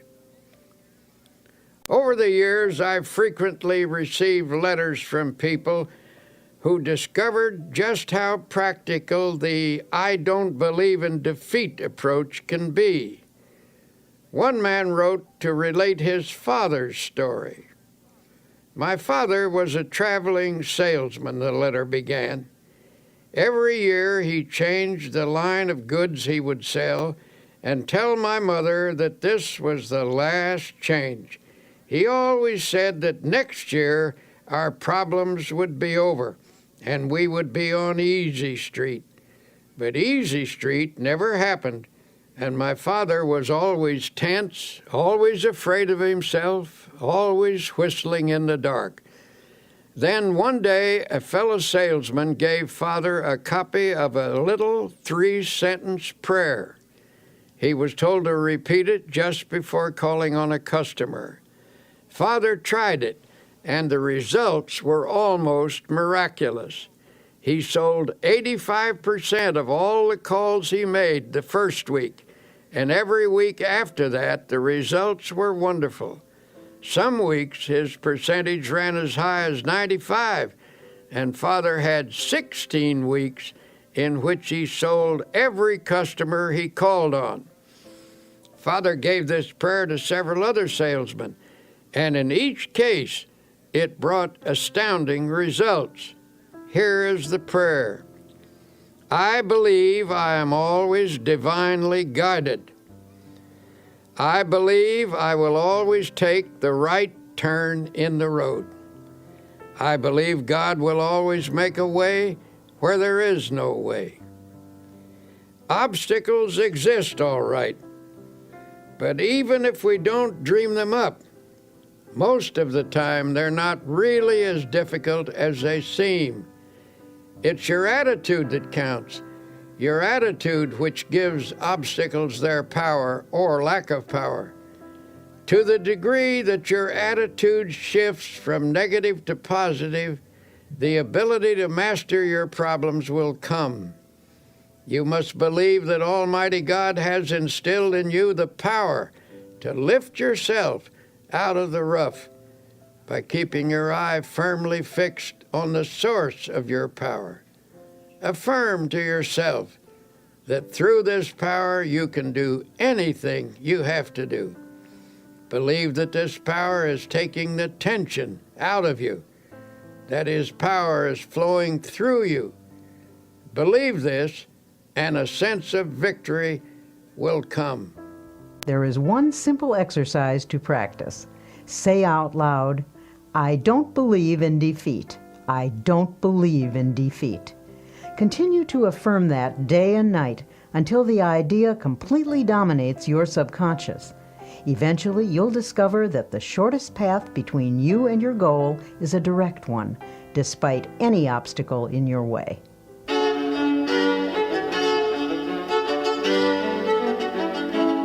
Here you will discover the practical secrets that can lead to a life in which dreams are achieved and expectations are fulfilled. As Dr. Peale says, life cannot deny itself to the person who gives life his all. So, as you listen, keep in mind your most burning desire. Surely there's a way to make it come true. Have you been trained to believe? Are you convinced that you can successfully complete any task you set for yourself? Or are you a doubting Thomas? Do you shrink from even hoping for the things that you would love to accomplish? When you begin something, what do you really expect to happen? If you haven't been doing too well at achieving your goals, perhaps it's time to examine your expectations. It was William James who said, "Our belief at the beginning of a doubtful undertaking is the one thing that ensures the successful outcome of the venture." Rule number 1, when there's something you want, learn to believe. The Bible teaches a technique for obtaining spiritual power, a method which emphasizes how a person can make something of himself. When released, this power can provide one of the greatest forces in human nature: belief, positive thinking, faith in God, faith in other people, faith in yourself, faith in life. This is the essence of the technique. If thou canst believe, it says, all things are possible to him that believeth. If you have faith, nothing shall be impossible unto you. According to your faith, be it unto you. Believe, believe, believe. So it drives home the truth that faith moves mountains. For those who are serious about getting the best out of life, I will once again suggest that you read the New Testament. Notice the number of times it refers to faith. Select a dozen of the strongest statements about faith, the ones you like the best, then memorize each one. Let these faith concepts drop into your conscious mind. Say them over and over again, especially just before going to sleep at night. By a process of spiritual osmosis, they will sink from your conscious into your subconscious mind, and in time, they will restructure your basic thought pattern. Believe that you are experiencing this upthrust of force. You will be amazed at the lifting power you will receive.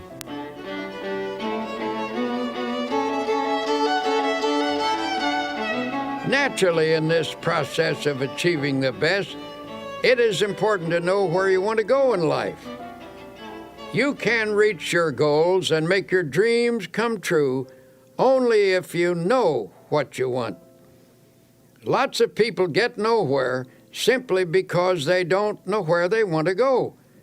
They have no clear-cut, precisely defined purpose, You cannot expect the best if you think aimlessly. I was once consulted by a 26-year-old man who was dissatisfied with his job. He was ambitious to fill a bigger niche in life and wanted to know how to improve his circumstances.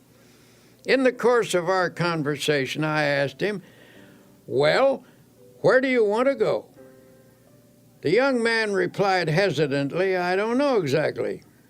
I've never given it any thought. I only know that I want to go somewhere other than where I am." "Well, what can you do best? What are your strong points?" I then asked. "I don't know," the man responded. "I never thought that over." "But what would you like to do if you had your choice? What do you really want to do?" "I just can't say," came the response. "I don't really know what I'd like to do. I never thought it over." Finally, I said, "Now look here. You want to go somewhere from where you are, but you don't know where you want to go. You don't know what you can do or what you would like to do. You'll have to get your ideas organized before you can expect to start getting anywhere." And that is the failure point with many people. They never get anywhere because they have only a hazy idea of where they want to go and what they want to do. No objective leads to no end. A newspaper editor, an outstanding man in his field, was once asked, "How did you get to be editor of this important newspaper?" "I wanted to be," he said simply. "Is that all there is to it?" he was asked. "You want to be, and so there you are?" "Well, that may not be all of it, but that was a large part of the process," he explained. "I believe that if you want to get somewhere in life, you must make a clear decision about what you want to accomplish. Be sure it is a sound objective, then photograph this goal on your mind and hold it there. Work hard, believe in it, and the thought will become so powerful it will tend to assure its own success. I've found that there's a deep tendency to become what your mind pictures, provided the objective is sound and you hold the mental picture strongly enough." Then the editor pulled a well-worn card from his wallet and said, "I repeat this quotation every day of my life. It has become my dominating thought." Here is what the card said: "A man who is self-reliant, positive, optimistic, and undertakes his work with the assurance of success magnetizes his condition. He draws to himself the creative powers of the universe." It is indeed a fact that the person who thinks with positive self-reliance and optimism does magnetize his condition, and this releases power to attain a goal. Over and over again, we've seen that what the mind profoundly expects, it tends to receive. Think about that.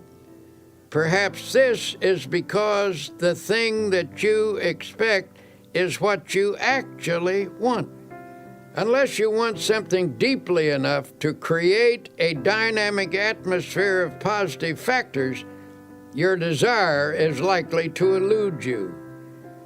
Now here is a great law to meditate upon. Faith, power, works wonders. Those 4 words are packed with dynamic and creative force. Hold them in your thoughts. Say them over and over again. Say them until your mind accepts them, until you believe them.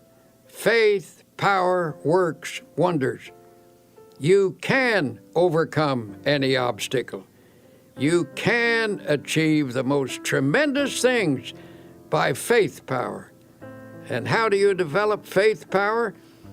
As I've said before, the answer is to saturate your mind with the great words of the Bible.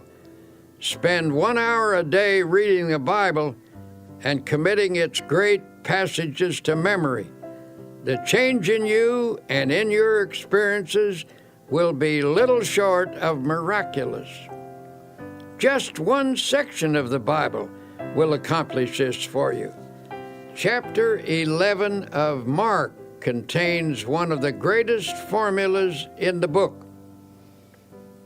It's this: have faith in God.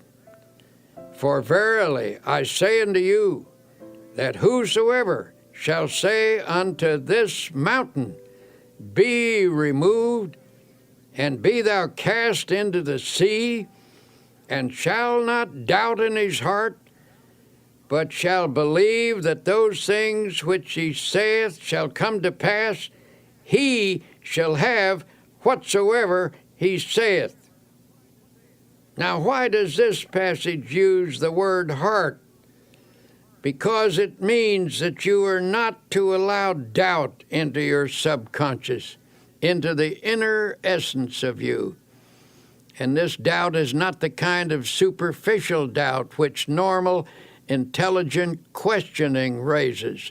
Rather, we are instructed to avoid the deep, fundamental doubt that obstructs the flow of faith. Another interesting thing to note about this passage is that we are told, ye shall say to this mountain. The reason great things don't happen to some people is because they aren't specific enough in their application of faith power. In other words, don't address your efforts to the entire mountain range of all your difficulties. Attack one problem at a time. Be specific. If there's something you want, what is the best way to go about getting it? In the first place, ask yourself, should I want it? Test the question very honestly in prayer to be sure you should want it and whether you should have it. If you can answer that question in the affirmative, then ask God for it and don't be backward in asking Him. And if God, having more insight, believes that you shouldn't have it, you needn't worry, He won't give it to you. But if it is a right thing, ask Him for it specifically. And when you ask, do not allow doubt in your mind. These principles were suggested to one man who perpetually expected the worst in all aspects of his life. He took a negative attitude toward every project or problem he faced and expressed a vigorous disbelief in these principles. In fact, he offered to conduct a test to prove them wrong. Since he was an honest man, he tried them faithfully and even kept a scorecard. After 6 months, he reported that 85% of his problems had turned out satisfactorily. I am now convinced, he said, although I wouldn't have believed it possible. It seems to be true that if you expect the best, you are given some strange kind of power to create conditions that produce the desired results. From now on, I am changing my mental attitude and shall expect the best, not the worst. My test indicates that this is not a theory, but a realistic way to meet life's situations. May I say that I am very interested in you. So every day as you confront the problems of life, I suggest that you affirm as follows. I believe that God gives me power to attain what I really want. Never mention the worst. Never think of it. Drop it out of your consciousness. At least 10 times every day, repeat to yourself, I expect the best, and with God's help, will attain the best. If in the depths of your mind you visualize the best and employ the powers of faith and energy, you will get the best. If with all your heart, that is the secret. If with all your heart, that is to say, if you reach out creatively toward your heart's desire with your entire personality, your reach will not be in vain. So expect the best. Never think of the worst. Drop it out of your thoughts. Let there be no thought in your mind that the worst will happen, for whatever you take into your mind can grow there. So take in only the best. Nurture it, concentrate on it, emphasize it, visualize it, prayerize it, surround it with faith. Expect the best at all times, and spiritually creative mind power, aided by God power, will produce the best. You have finished listening to these tapes. What have you heard? Simply a series of practical and workable techniques for living a successful life. You have heard a formula of belief and practice which should help you win victory over every defeat. Examples have been given here of people who have believed and who have applied the suggested techniques. But listening is not enough. Now please go back and practice each technique. They have been tested in the laboratory of spiritual and practical experience. When applied, they will work for you as they have worked for many. We may never meet in person, but through these tapes, I feel we have met. We are friends and partners, so believe and live successfully. Thank you, and best wishes always, Norman Vincent Peale.